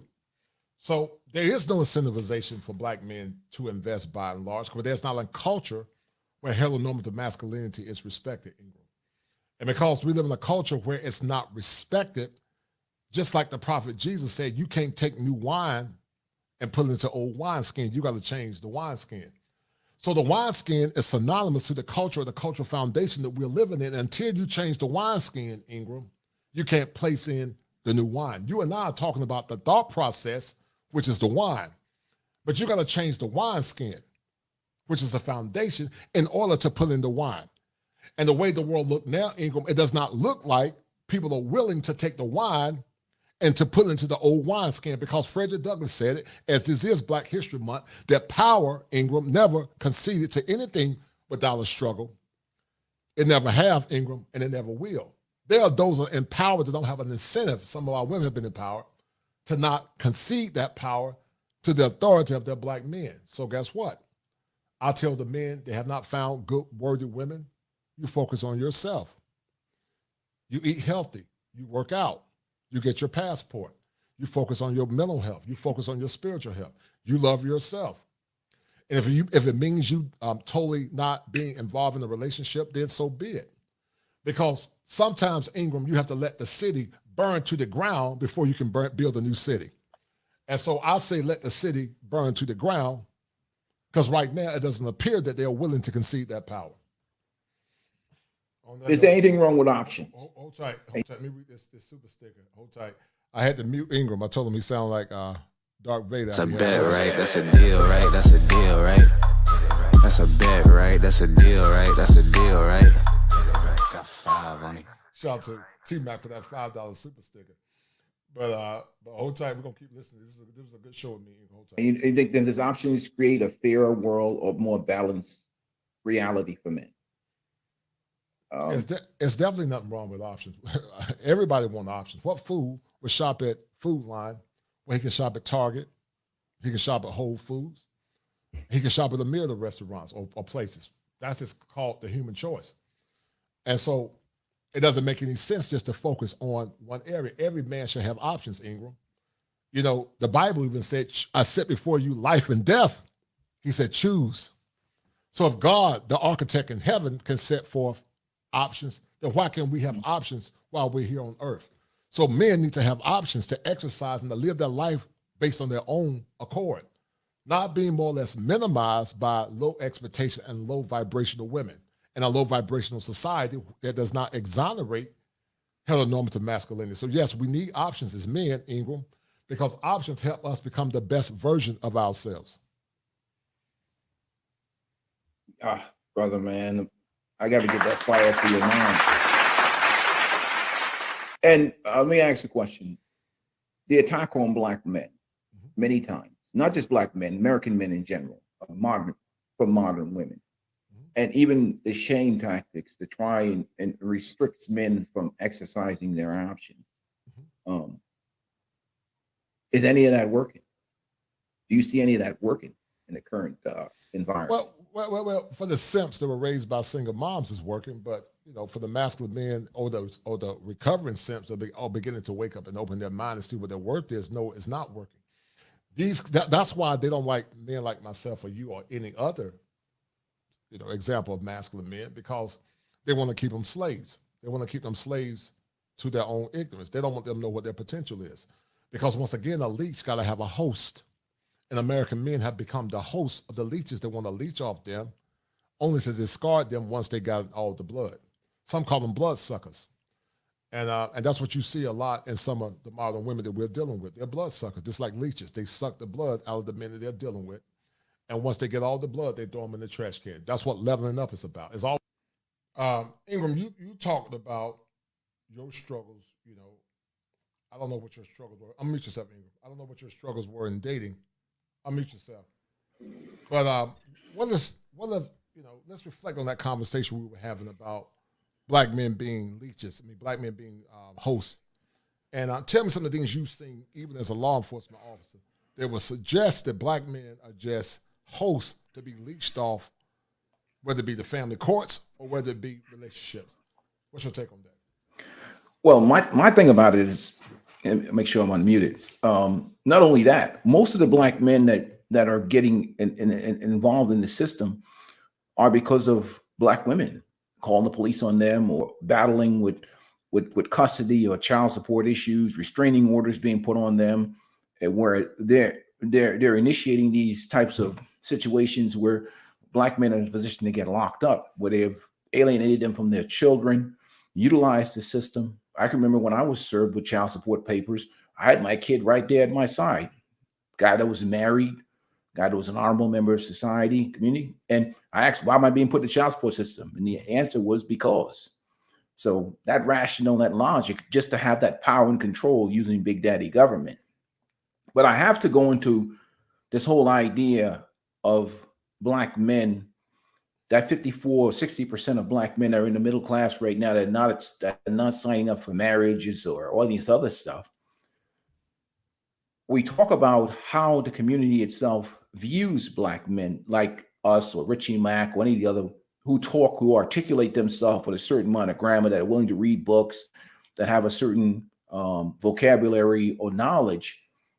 We're considered, especially for the young men that are in college right now, it's not until Black men become valuable that people pay attention to them and what they're doing with their resources and their actions.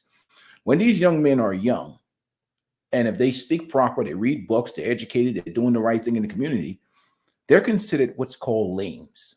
Right. Many of these young men, they will characterize these young men as lames. Even young ladies, you see black young ladies on college campuses, they won't date that engineering student. They won't date, or even in the community, that young man is considered a lame. I personally have never had a problem with dating because I've always been in sports and athletics and whatever else. So I had that draw being a guy that's 6'7", 6'8", playing college at a high school level. I was always that guy, that alpha on the team and whatever. So I never had the problem with meeting young ladies and getting them to do what I want them to do. But I would find that they would do things for me that they won't do with the average guy. Let's just do reality. Well, we want. I'm gonna close that file, Coach. Close that file, man. Come on, I'm gonna expose that.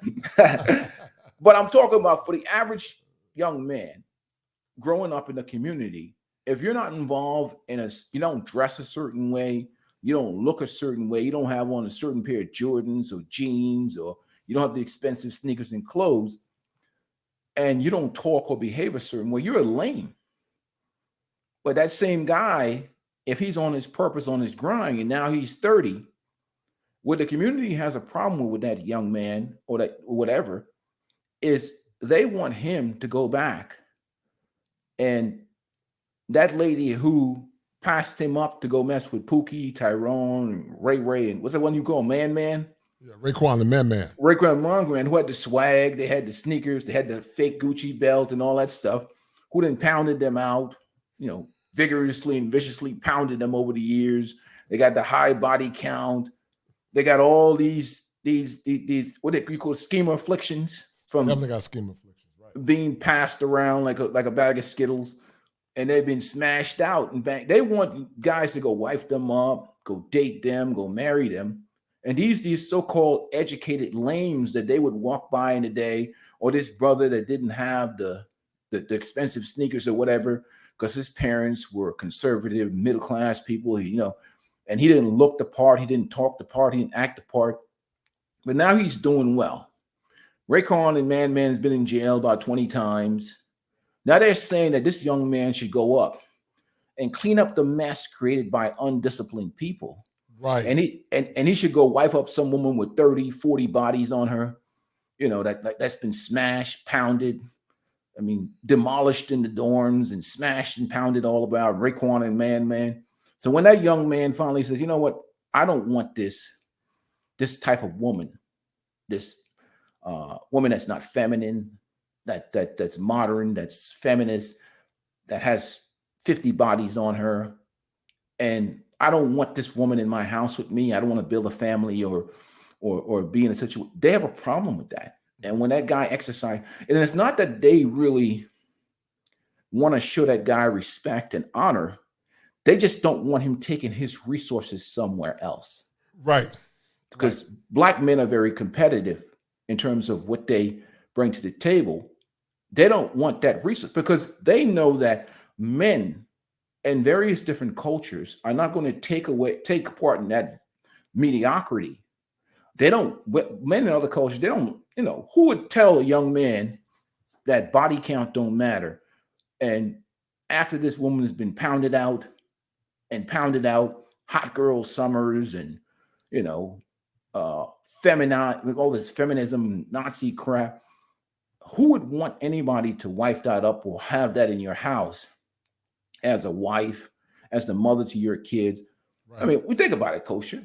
That's a lot of pounding, man. You're talking about vicious pounding. You got, these dudes will be pounding the hell out of these broads, man. And you're talking about, like, you coming in there, you working and you 32. Chick got 40 bodies on her, and they're like, body count don't matter. It don't. Yeah, it matters. Delusional, man. It does matter. It does matter, man. You dudes getting smashed, pounded, vicious pounded. And then you, what are you gonna do with that chick? You know what I mean? Like, and then they want these guys, well, you know what? Stay loyal to the Black community. Well, what about telling these chicks to close their legs? Yeah, dudes be dirty D'ing them. They be pounding them. I ain't gonna play like I'm innocent. But these chicks be getting pounded out hard, man, like viciously pounded, vigorously, viciously pounded in the dorm, pounded out here in these. They be out here in these streets, and then they come around when they're about 35 or 30 with Pookie, man's baby, or coming with this feminine doc. They want a good man, and they expect a lot of these dudes, to just wife up these women. Well, what about the morality? And nobody wants that crap. I'm being honest with you. And I don't want to be disrespectful to women because there's a lot of good sisters out here. But these dudes is considered lames. But now they're winning because they invested in self-development. They're on their purpose. They're on their grind. And now when they really don't care about these brothers, they just see them going to get value for what they've earned. And they want that value to be reinvested back into them after they have not. You're making me laugh, man. After they have not done the right thing, man. I mean, who would encourage some young man to be like, but you always see the narrative out on the street. Body count don't matter unless you plan to get married. Yeah, you think it don't matter? It matters. You what lips you kissing? What them lips been before you got there? I think body count don't matter. I mean, that's like, that matters, man. Because I think any heteronormative masculine man, because the women that they admire in our community is the Meg Thee Stallion, the Cardi B, or the ratchets like the one Kevin Samuel was talking to. And they want these young men to commit themselves to women that have not been traditional, that have been out here enjoying themselves. And not all of them, there's a lot of good sisters out here. But no other culture or no other group of cultures encourages men to go into situations without any standard. Right. And that's really what, like I said, all these guys they call lames or whatever. Now they want them to, they get mad at the guy. The guy wants to have a good quality woman by his side. And it's not about, there's black women all over the world. You talk about, there's black women in Brazil. There's black women everywhere that are traditional. And not knocking the sisters that are here, but it don't matter until these guys have established themselves and now they have value. They want the value to be poor. But what about this guy when he was 18 or 21? Why did you walk past this guy to go hook up with man? Now man has pounded you out, right? Like what are you giving this dude? You know what I'm saying, Kosher? What's left over for this dude? Right. Nothing. And see, once again, I guess the reason why I'm that way, Ingrid, because I grew up in a traditional family. My mom was a virgin when she got married. My grandmom was too. So I don't resonate with some of the stuff folks do in this culture, man. And, with 30% of men being virgins, that 30% of men, what are they going to get in return, Ingrid? What are 30% of men going to get in return for being virgins? What are they going to get? Some highly pounded out, viciously pounded wop. And, you might, in some instances, you might fall into an ocean. So at the end of the day, you might.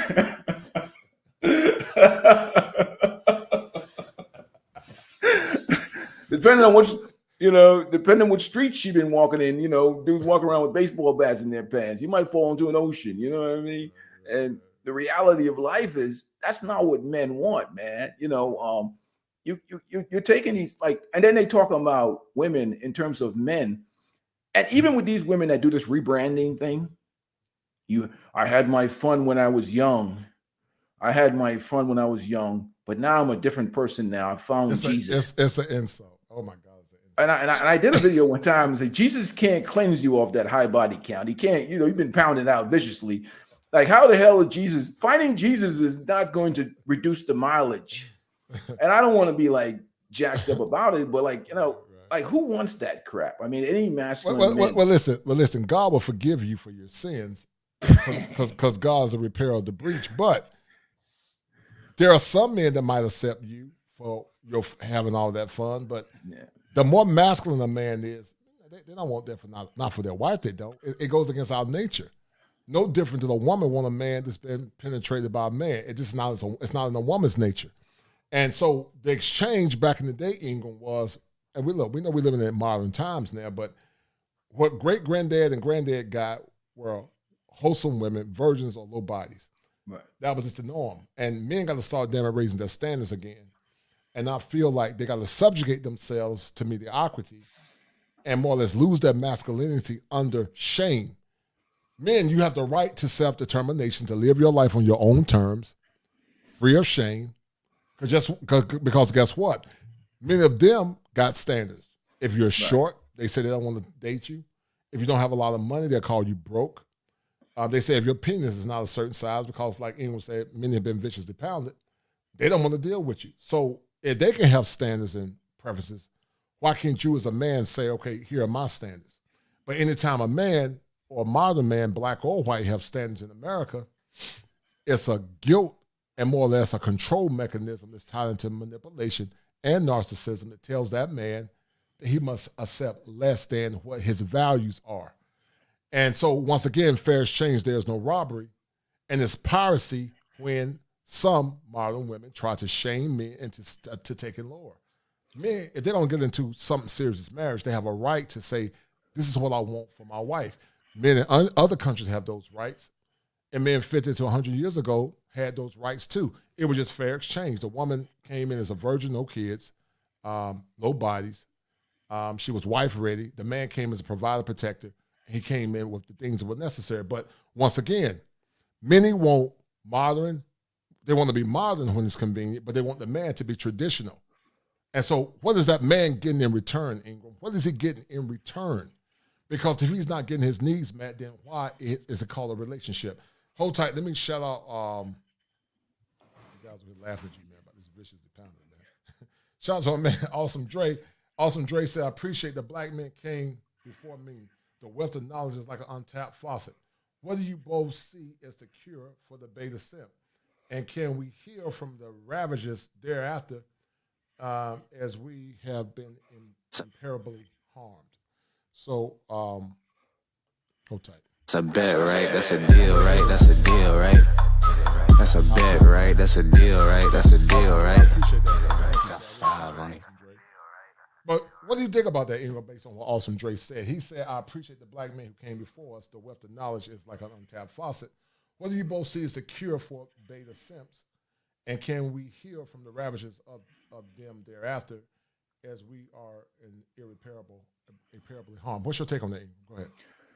There's no cure for the simps because the culture is too strong. What happens to have to do is heteronormative masculine men have to create their own new society. Right.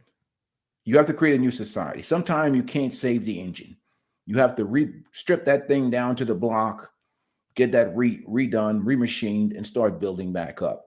And what you have to have is a group of heteronormal masculine men, like brothers here, and like other men, not accepting these types of women.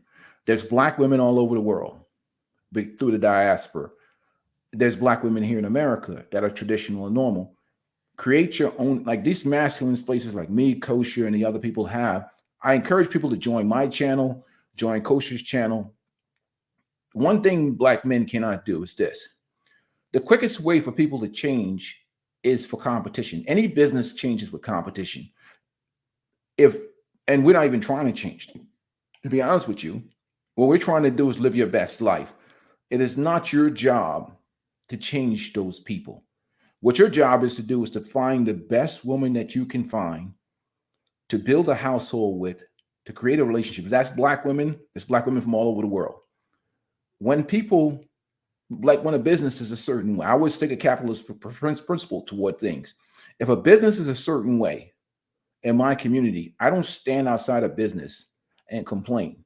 What I do is I take my business elsewhere. Let those simps have those women with those high body counts, the women that listen to the Cardi B, Meg Thee Stallion, and all them. They can have all that woke stuff and community stuff and whatever. You put yourself in a capitalistic mindset and you get with men like in spaces like this that support those ideals. And like I said, addressing something earlier about women and whatever. People's past matter. Like, if your past matters at the bank, your past matters at the car dealership, a woman's past matters, a man's past matters, your past matters. I could never go into a bank and ask for a loan. Like, your past matters like your credit matters at the bank. Imagine if I went into a bank or a car dealership and said, you know what? My past doesn't matter. I found Jesus. I want to get a loan for $200,000. I demand, Jesus said that I should get a loan for $200,000 at the bank, right? And I go in there with a smile and my Bible. How fast would I be rolled away in the crazy wagon when the ambulance strapped to that chair? You know what I mean? Like, I refuse to leave because Jesus told me I deserve this loan, because my past does not matter. Right. You know what I mean? It don't matter if I gave all those it don't matter what I did in my past. I'm changed. And that's and the crazy thing about it, nobody believes that foolishness. Listen, I always say, if a man can accept your past and your past is part of his value system, kudos to you and him. But on the flip side, a man's past matters, because let that man say, you know what, when I was in college, I slept with 5 men. They're not going to accept it. And they got a right to, because it goes against their standards. So why can't men say, I got standards too? But anytime men have standards, we try to shame men into silence, and we want to say kumbaya in the sweet by and by. There was a doctor by the name of Dr. Drew Pinsky, I believe, Dr. Drew. And Dr. Drew was talking about, in the past, he did a show talking about how men are not wired to accept that. And they shouldn't accept it if that's not what they want. If they don't care, more power to them. But men should have the right to say, this is what I want, this is what I work hard for, and damn it, this is what I'm going to get if I worked hard for it and if I put in the work. Some try to equivocate what men do and women do, but it's not the same, because there are double standards for both sexes. Go ahead, brother. I'm sorry. Yeah. That's what you fundamentally have, is that people trying to forget about the past. It's like a world with no accountability, and only simps would sign up for that. My thing, like I told before, you've got to create a new society. Start with people that are like-minded like you, that set a standard, a moral standard, a moral code, especially for Black people. Because you get into this situation with the hyenas will ravish you, and you will get many bites to the ass messing around. You bring a hyena in your house, talking about wifing up a hyena. You're liable to be missing your ass one day. You know what I mean? You get mauled up in that house, them hyenas. Let's go pick it just You'll be a crazy man to be housing up, wifing up some hyena and shit. Like you start your own society. What you do is that's what this YouTube space is so important, is that you can network and you can link with other men that think like-minded like you. And like I said, there's Black women all over the world. There's Black women in countries all over the world.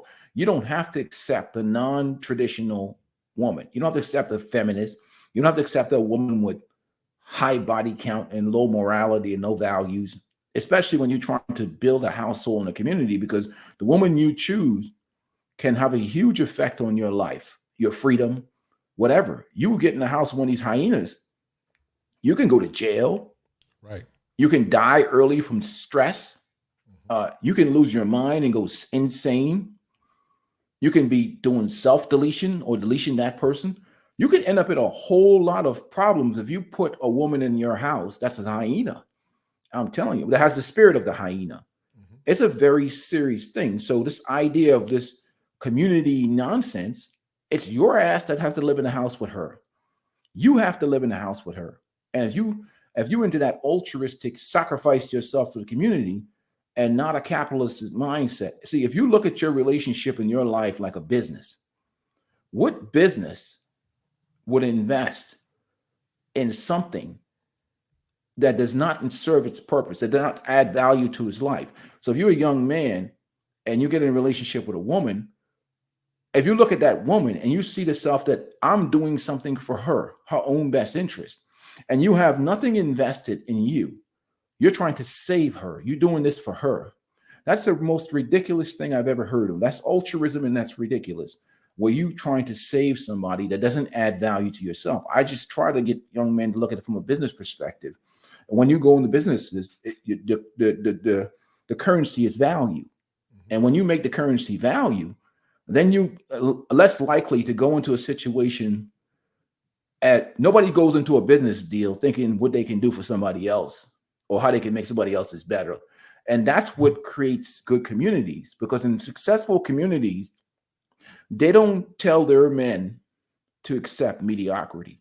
Right. You go to the Asian community, no way they telling the people in the Asian community go wife up some single mom or go wife up some lady with high body count, or to take their best and brightest young men and say, you know what? Or even in the white community, they're not telling their kid to just graduate from college that they invested so much in their education to go save the trailer parks. They're like, man, the heck with the trailer parks.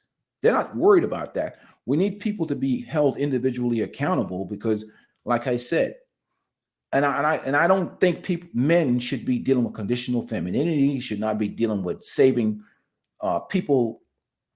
There's so much in this information technology kosher. Everybody has now I have a self. This is a supercomputer that's $1,200-$1,500, right?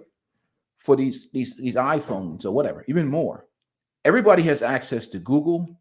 Everybody has, even in the poorest community in this country, everybody has access to knowledge. Everybody has access to information. Any woman or man can go listen to Warren Buffett, can go listen to the kosher clinician, can go listen to Suzanne Vanker. Anybody has access to improve their life. But still, they rather listen to Cardi B. They rather listen to all these destructive forces. So who are you really saving when people have the ability to save themselves? Why are you an altruist? And I think this is a terrible situation for Black men, especially in a community that doesn't respect heteronormative masculine men or hardworking, successful brothers that don't speak the lingo of the community. They're considered lames and all this other stuff until they're doing well. And we want them to go in there and clean up Man and Raekwon's problems. That's the only time they're valuable. Like, you know what I'm saying? Like, they're like using dudes to fall on the sword. And you know, I want to say this, you know, every man has his own value system. Some men don't care, you know, they don't care if women got kids by multiple men. If you don't mind wifing that, that's your problem. Some men don't care about a woman's sexual past. That's fine. Every man's value system is different. But what Ingram was saying, that the more masculine you are, the higher your status, you're going to have higher standards. Every man is different, but I would say every man is intrinsic hard drive on a quality woman. And you know, Ingram, these shows always cause a lot of ire with women because, you know, it's okay for them to call you broke, dusty, lame, small phallus. You know, it's okay for them to shame you into silence. But when they hear masculine men saying, okay, that's fine, because in fair exchange there's no robbery, then all of a sudden it's a problem. Folks get in their feelings, you know. I don't understand, you know, because in a barbershop, Ingram, you know, men just keep it 100. It's kosher. Right. It's fit and proper. And, you know, that's the raw truth. The raw truth many times will cause an asunder of the soul, mind, body, and spirit. But men are just saying this is what we want because this is what I work hard for. And a man got a right to say that. Some men don't care. But I would say that most men do care. They have just been conditioned not to say it doesn't matter. And that negative social conditioning is not negative social conditioning. It's not good for a man. Let's finish listening to this video real quick, and we're going to shut this down in a minute because this was a good video. It's always about her leveling up, but it's never about her leveling up to meet his expectations as a man. So why should men be subjects of women that don't honor and respect them? That's not the right to self-determination. A man should have the ability to live his life on his own terms because man is the first fruit of God's creation. God made man first, if you believe in theology. So the Bible says the woman was made for the man. So, you know, like somebody else said, I don't know if it was you or somebody was talking about, it's really a waste of time to try to talk about scripture with a lot of modern women. Don't worry about them, you know. Right. Just like God told Lot, he said, don't look back. And you can't look back. You just got to move straight ahead and let the city burn because we live in a mental Sodom and Gomorrah, and it's getting worse, brother. Well, the reason why I say that, kosher, is because I see in a lot of these spaces, people talk about marriage and basically try to shame men back on the plantation or the reservation because everything is considered men's fault. Right. And without any requiring anything of women. And as men just level up more or put women in a position to be their most feminine self, that's the solution to the problem. Without requiring anything of women to change or whatsoever. All right. Any serious conversation. Let me ask you a question. One of the things that I think is the foundation of most power in America, especially is government empowerment. Obviously, with the courts, with the child support system, with divorce, with alimony, and so on and so forth. Is there any serious conversation that could be had about marriage and relationship if women don't have, well, people don't first have a conversation about changing the laws, changing the system, since most of the empowerment that goes in our community is government empowerment. Can we have a serious conversation without talking about changing the laws, changing family laws, changing issues with custody and child custody and alimony? Because you deal with a lot of different types of trauma that comes from divorces, men that go through certain things, many men that may lose certain things in these relationships. With these types of women that have these types of mentality, do you think there's any serious conversation about marriage or relationship without addressing these things? My mind is spinning a little bit. So I'll probably hit you with a lot. I probably should have a more direct question to you. So I want you to flesh it out a little bit and summarize it. I think, right, go ahead. Here's I see the dialogue is more about men accepting certain things, reality. And we talk about relationships, okay?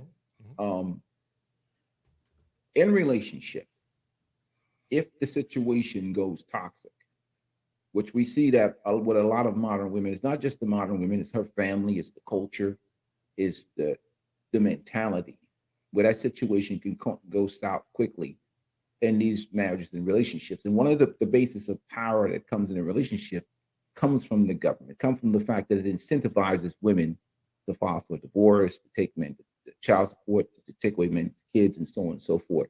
Right. These are the conversations that are never had. Right.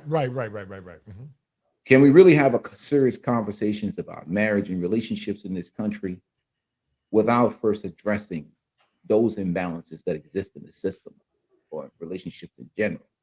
Well, you're correct. We got to have that conversation about the legal malfeasance and the social malfeasance that's going on, Ingram, in society.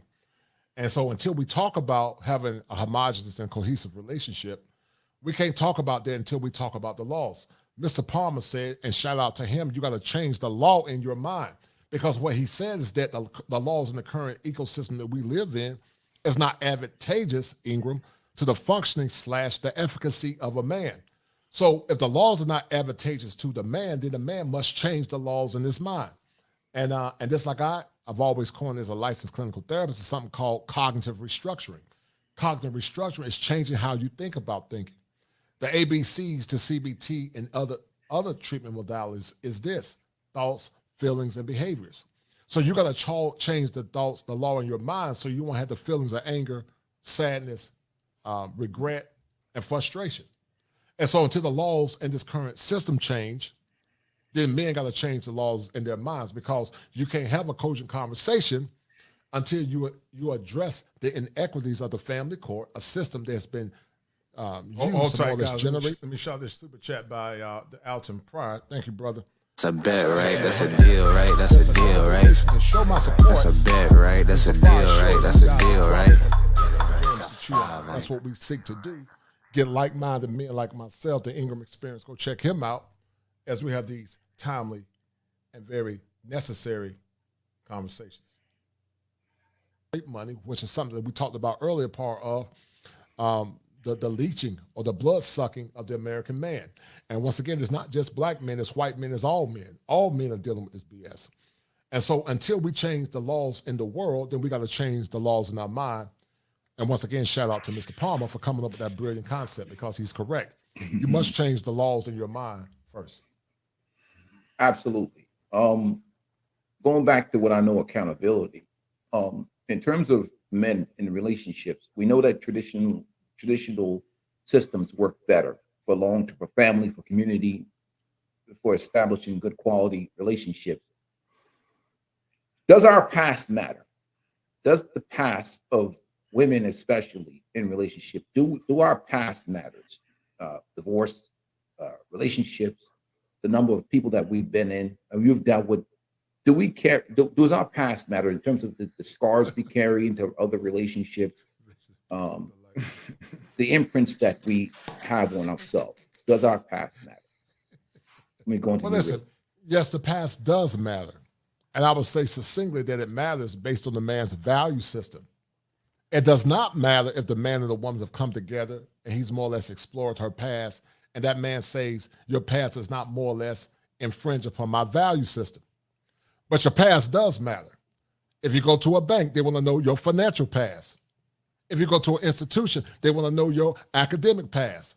If you buy a house, they want to know the past of the past resident that lived in it and that house had termites. So if that matters, then how in the hell they're not understanding, why in the hell that we don't consider that a person's past, man or woman, as it comes to a relationship? Most women want to know the past of a man about his financial status. They want to know if he slept with other men. They want to know if he's a pedophile. They want to know all of those things. Because I will argue, Ingram, that it matters more in relationship matters as it relates to family and nation building than it does the more extraneous things outside of that. You know, financial institutions is outside of the family because God created the family first and made the family. It starts with the family and then it goes abroad like an umbrella or like a tree. So yes, it does matter. And those that say it don't matter are delusional. Your past matters. But once again, it only matters once you've had the conversation with that man, once he can assess whether or not your value system, Ingram, is congruent with his. So it matters in the interim, but it doesn't matter if you had a conversation with that man and he can more or less accept your past and accept your past if your past is not antithetical to what he expects in a woman. Okay, we go back to masculine leadership, brother. And the reason why I talked about past, because we talk about fathers and the importance of fathers in the household. And a lot of women look at masculine leadership as control, but you cannot protect that which you cannot control to a certain extent. Right. In terms of protecting women's virtues and protecting women in general, how important is it for women to pay attention to good response? Shout out to Nice sometimes with that $10. That's a bet, right? That's a deal, right? That's a deal, right? That's a bet, right? That's a deal, right? That's a deal, right? And to benefit after divorce. My advice to men is to only date or marry women who equally are financially invested. A progressive woman can pay some bills. And I agree with that 100%. And like Mr. Palmer said, you got to change the laws in your mind. Honorable fathers, because how important is it for young ladies, daughters, sisters, whatever, women in general, to pay attention to men, real men, masculine men, when they're trying to keep them on the right path? Go ahead. Love that Top Gun. Top Gun to be hitting you with the because I think what happens is when they see leadership, masculine leadership, especially in the household, especially in the community where men are telling women to knock certain behaviors off, they see it as being controlling, patriarchy or whatever else. Right. But they don't understand when I got into why our past matters is because they don't understand that man is trying to protect them. Right. And protect their value and protect their virtues. Right. So how important is that? Well, listen, the gospel say, Ingram, there's a time for all things. And I'm going to sign off in a few minutes. I got to go walk and get ready for the show. But this has been a great conversation, man. Excellent. I'm tired, and I definitely want to support you. But the gospel say there's a time for all things. We tend to equivocate all words as just a blank thing, but there's good hate and there's bad hate. Now watch this. You should hate injustice just like God hates sin. But you should never hate your fellow man, Ingram. Or you should never hate on a person that's working hard while you're sitting on your ass. But we tend to equivocate, Ingram, all terms as being, mutually exclusive or mutually the same. So When it comes down to control, we look at the worst side of control and not understanding that in the clinical world, they have something called control groups. You have a group that got the intervention Ingram and a group that didn't get the intervention. But guess what? It's still control. You hear the old people say you need to go control your child. But when it comes down to men controlling their children and controlling the behaviors of your women, we tend to equivocate it, Ingram, as something bad. So now watch this. All control is not bad. There's good control and there's bad control. And I'm going to do a show on it at some point. Good control means you're trying to control your environment. You're controlling the expectations of the home. Because just like a thermostat, a thermostat is a control mechanism. So a man got to control the temperature in his house and his family in order, Ingram, to get the outcomes that he wants. When your grandma was cooking that chicken, she had to control that oven. Mm-hmm. She had to control it, Ingram. Because she didn't control the temperature, guess what? That chicken would have never came out right. So if grandmama got to control the chicken in the oven, then damn it, how much more should a man control the temperature in his home? So all control is not bad if that control is not abusive control. But once again, we tend to equivocate all control as something bad because we have a spirit of rebellion. So you have to have control in your house if it's good control. But once again, abusive control is, Ingram, when you are locking a woman up in a house, when a woman can't speak, when she can't see her family, when she don't have a voice, that's abusive control. But when a man say, listen, you're not going out here looking provocative. You're not going to be talking to your exes or going on dinner dates with men. That's good control because she was made for you and she's not willing to respect you as a man. Guess what? You got to let her go. Because as a man, you can never violate your inner sanctum as a man. That's why I tell men to never fall, Ingram, in love. Don't ever fall in love because it's foolish. Because when you fall in love, Ingram, you put yourself at risk of violating your inner sanctum as a man. You love within reason. I'm not saying you can't love your woman. You love her within reason. But you never love your woman more than you love your God first and your purpose. Because when she decides to leave you, and many will, because 80% of divorces are initiated by women and 90% are by educated women, then what do you have? But if you love her within reason when she decides to leave you, guess what? Your inner sanctum is still intact because you still have a good relationship with God. And also your purpose is still intact because she did not supersede your purpose. That's why Raekwon the Man don't really care about chicks. Because she decided to leave, Raekwon the Man are selfish. Raekwon the Man about making that money. And they love themselves. So when she decided to leave, they don't give a shit because they got plenty of women up the street. So you got to have the mind of, Raekwon the Man to some degree as it relates to protecting your ego as a man. So control is very important in the relationship. What coach let his team go out and act like jackass without controlling that bad behavior? You have to control that. Even behavior modification is called control. You have to control certain behaviors because you got to have an equilibrium. In a relationship, if they're shout out to the Original Man for a $25 super. That's a bet, right? That's a deal, right? That's a deal, right? And the Original That's Man a said, bet, right? That's a deal, right? That's a deal, right? And I appreciate you brothers talking about it. No doubt, this is definitely a needed conversation. The Ingram Experience and I had a great show. If there is unhealthy control, then that's not a positive relationship.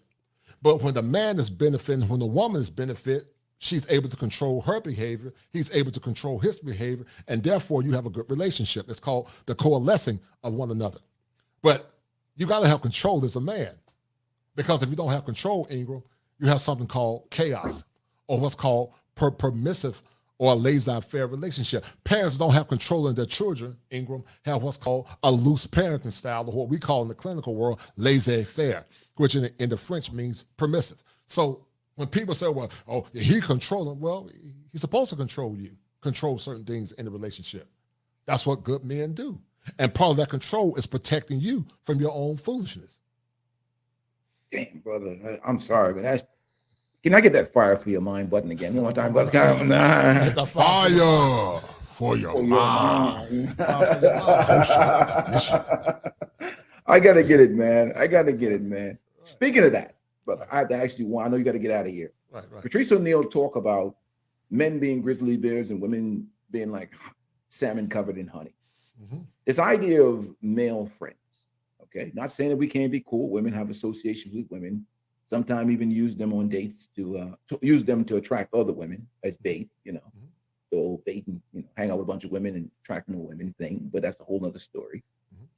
The state of the point, I guess. Does a heterosexual masculine man, and you're a good-looking woman, are masculine men, in your opinion, walking around looking to make beautiful, hot-looking women their friends? But sometimes these women get this confused about men being in their DMs, men dealing with them at job, men calling them all during the week and on weekends and whatever.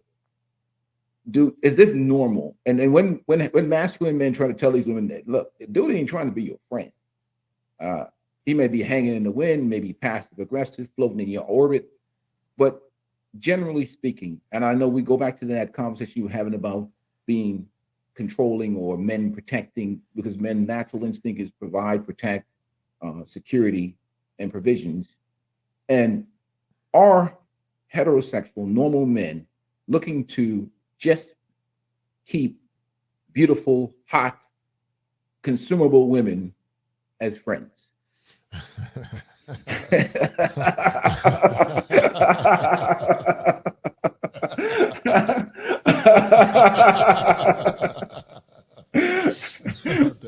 Well, listen, Deb, that's like asking a chicken hawk if he wanted to be friends with a chicken. So the question is, no, most masculine men are not trying to be your friend, especially if you're a good-looking woman. Now, if you're an average chick or, somebody that they didn't see you as a sister, perhaps. Right. But that's the exception, not the rule. Most good-looking men around good-looking women, they're just waiting for their opportunity. I tell my daughter that all the time. I say, like the old folks say, drop them bloomers and you'll see how much of a friend he's trying to be. Most men are not trying to be your friend. Don't get me wrong. There's some men, they don't find you attractive.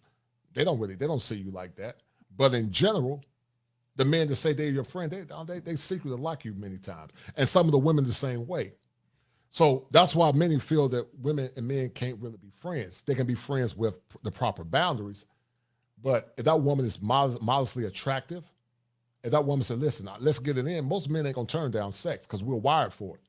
And we know the women love sex just as much as men love it. But in general, most men are wired for sex. So no, they're not trying to be your friend. It's like the fox and the hen. They're just waiting for you to be in a vulnerable position. And he's going to let them teeth out. He's going to turn into a fox. So no, most men are not your friend. And when women say, oh, we're just friend, no, they're not. They're not trying to be your friend. And men act like, oh, he just my friend. No, hell no, he ain't your friend. He's just waiting for his opportunity. And the moment he gets you in a vulnerable position, he's going to pounce on you. I'm not saying that some women can't be friends with men, but like I said, once again, like the old folks said, drop them bloomers and see how much of a friend he's going to be. Well, I've communicated that to women all the time. See, the thing about it is different. Men like me probably come a little bit honest. I tell a woman right off the bat, you look too good to be my friend. So I'm just not even going to play games with you. And, situation, I don't want to, confuse what I am. I'm still a lion. I still got fangs. You know what I mean? Right. I hunt you. That's what I do. And you don't want to confuse that message. But I think that's one of the things I had to get out there in the open, because I think when one individual man says it to women, they think it's about this patriarchy or us being controlling and dominant and being abusive or whatever. They don't understand that that's a form of protection. Right. We're trying to protect them from scavengers and lions. And we understanding male psychology, and sometimes protection looks like control. And that's going back into the topic about, do modern women in the community despise heteronormative masculine male voices? Because it sounds many times like, against the feminist programming, it sounds like what feminists is programmed is like dominance, and male patriarchal dominance is about fathers and men in the community protecting their women against the hyenas. But some of our women have become the hyenas. That's a strange thing.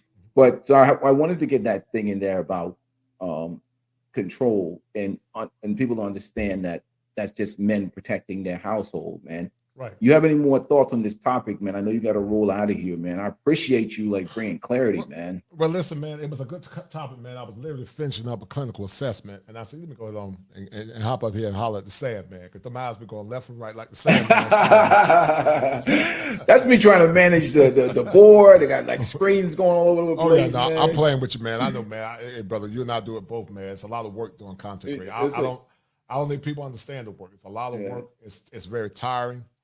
I'm gonna have to take a break, but I'm like Jeremiah, fire shut up in my bones, man. So the times I say I need to take a break, I'm so passionate about male empowerment that I get back on the keyboard and start doing work again. But I gotta do work-life balance because all work and no play make Jack a dull boy.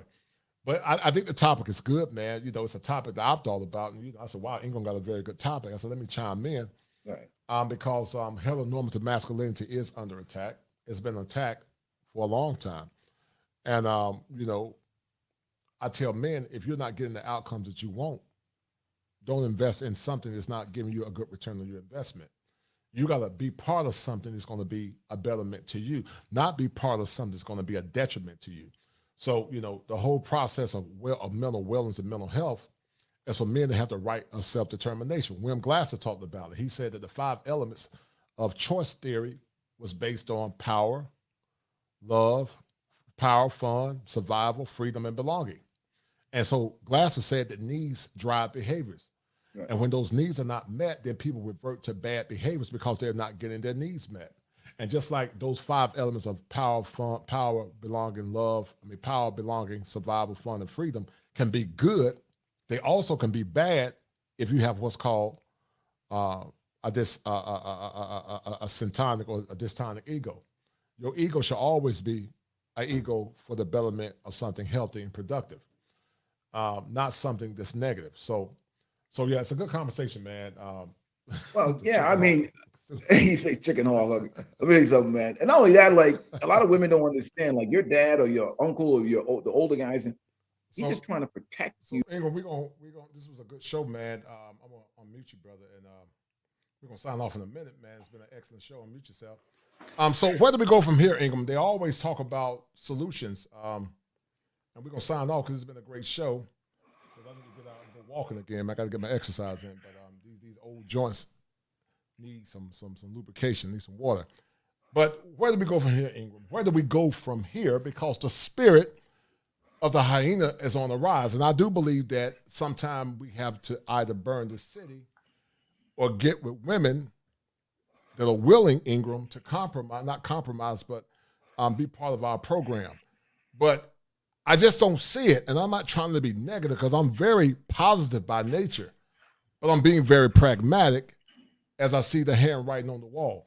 But where do we go from here? Because people talk about solutions. Where do we go from here? So you're nice about it, Kosher. I'm more of the perspective of capitalism. That's why I coined the term relationship capitalism. Here's the way I think we should go from here. Just like you would do any business that does not serve you well as a customer or as a community, what you do is you pay for men, honorable, hardworking, good men, black men.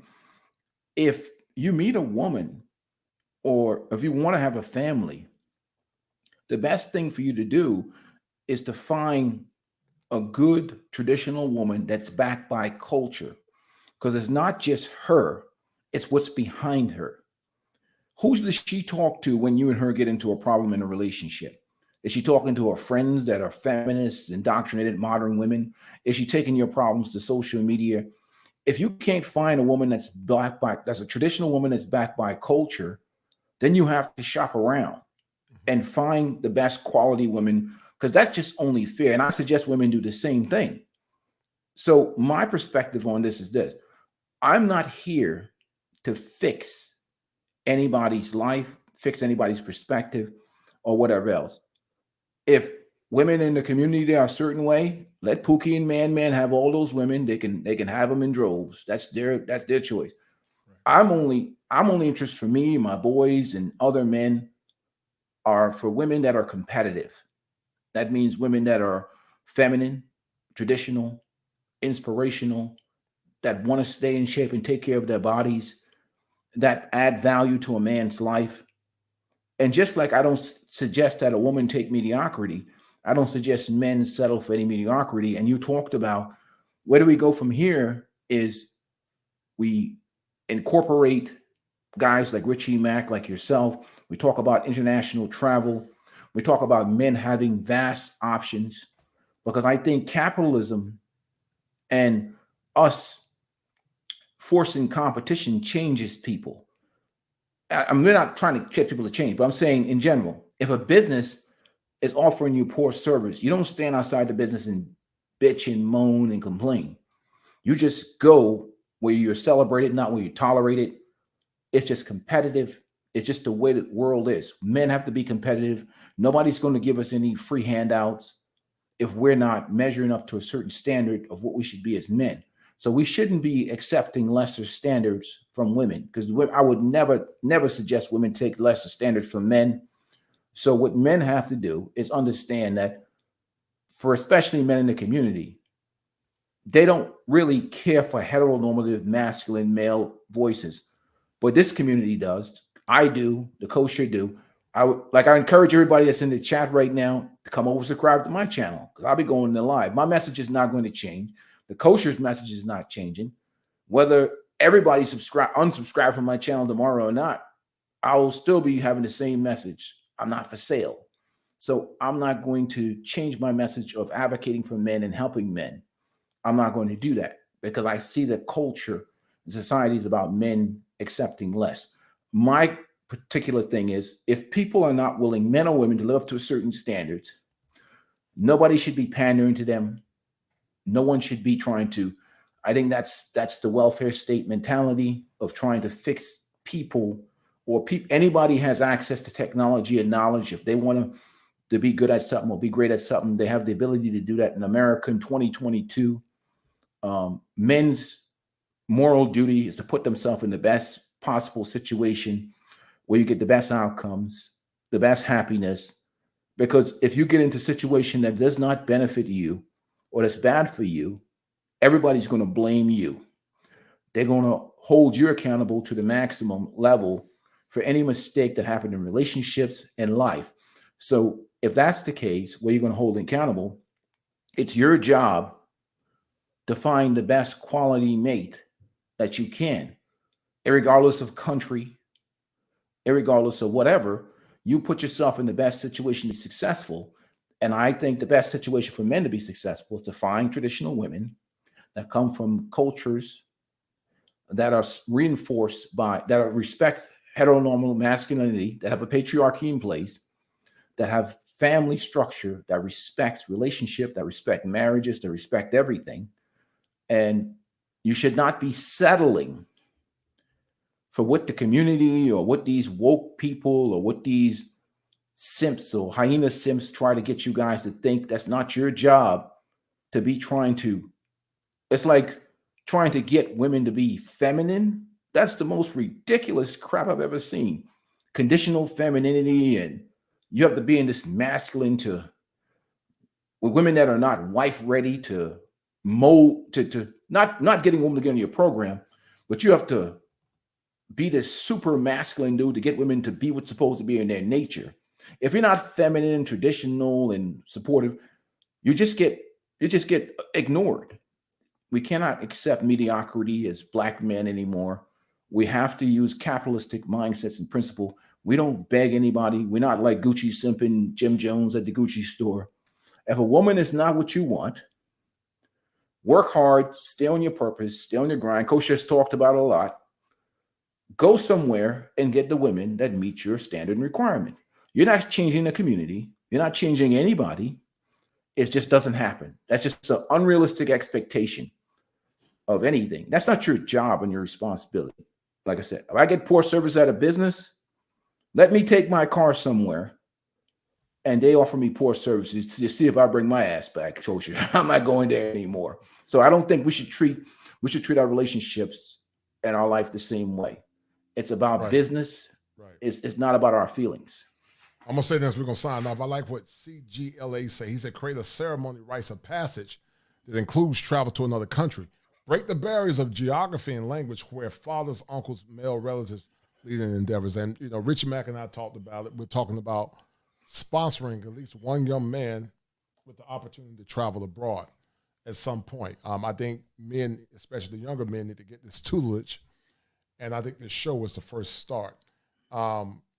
Dedicated to my children futures after seeing Richie Mack in Thailand. I'm seriously considering Thailand, the Philippines.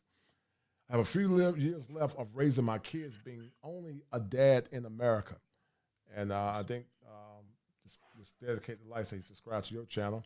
And CGLA said young men must stop doing things for women that they have not done for them first. No dinner dates, etc.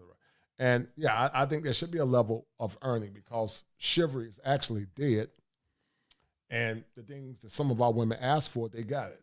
They wanted to be equal, so you got equal now. So sadly, that's the negative impact of social conditioning. The negative impact of social conditioning,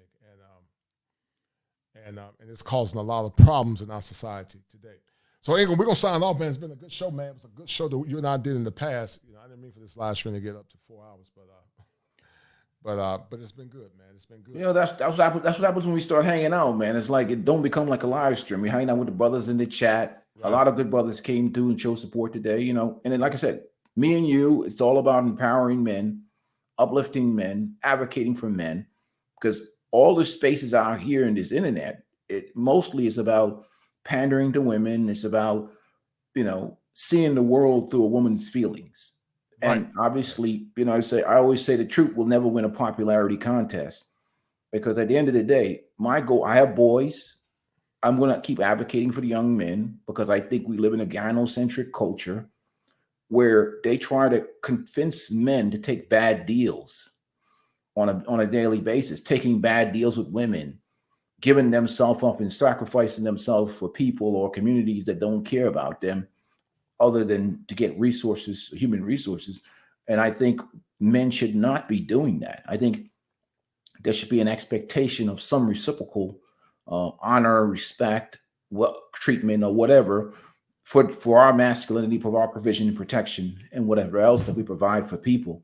You know, your job in life is not to be cleaning up the mess of people or accepting women that don't meet a certain standard. I think that's absolutely ridiculous. And like I said, I continue to fight for the brothers and support the brothers. I need everybody that's in the chat today. Come over and support my channel. I put up videos.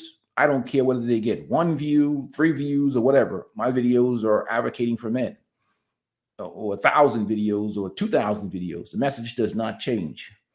You know, it's going to be male empowerment, male advocacy, because I think people try to sell a lot of rubbish in this country and they try to shame men all the time. It's just garbage. I don't subscribe to it, you know? Right, no doubt. Well, listen, we're going to sign off, guys. It's been another one for the books, guys. I really appreciate what you guys are doing. Ingram, I'm going to drop you down, brother. But it's been a great show, guys. I love you guys. You guys always hold me down. I appreciate everything you guys do. And we're going to continue to empower Black men and all men in these very turbulent times. True to form, as today is the last day of Father's Day, not Father's Day, but Black History Month. There was a song that was entitled by our ancestors, say, lift every voice and sing, let heaven ring. And so I want you guys to start singing the praises of your own success as you seek to get outcomes that can help you become the better version of yourself. This has been another great show. And the question remains, have you been impacted by the rise of the hyena spirit? And if so, we're going to help raise that vibrational masculine energy in you to help you become the better version of yourself. Be well. Share this content to the people that are watching. Some of you guys are not subscribed to my channel. Many of you watch, but you have not subscribed. But please subscribe to the channel, share the content, and we're going to continue to try to inspire as many men as we can. And I need you guys to remember this. If it ain't 7, it ain't kosher. If it ain't kosher, it ain't right. Signing off.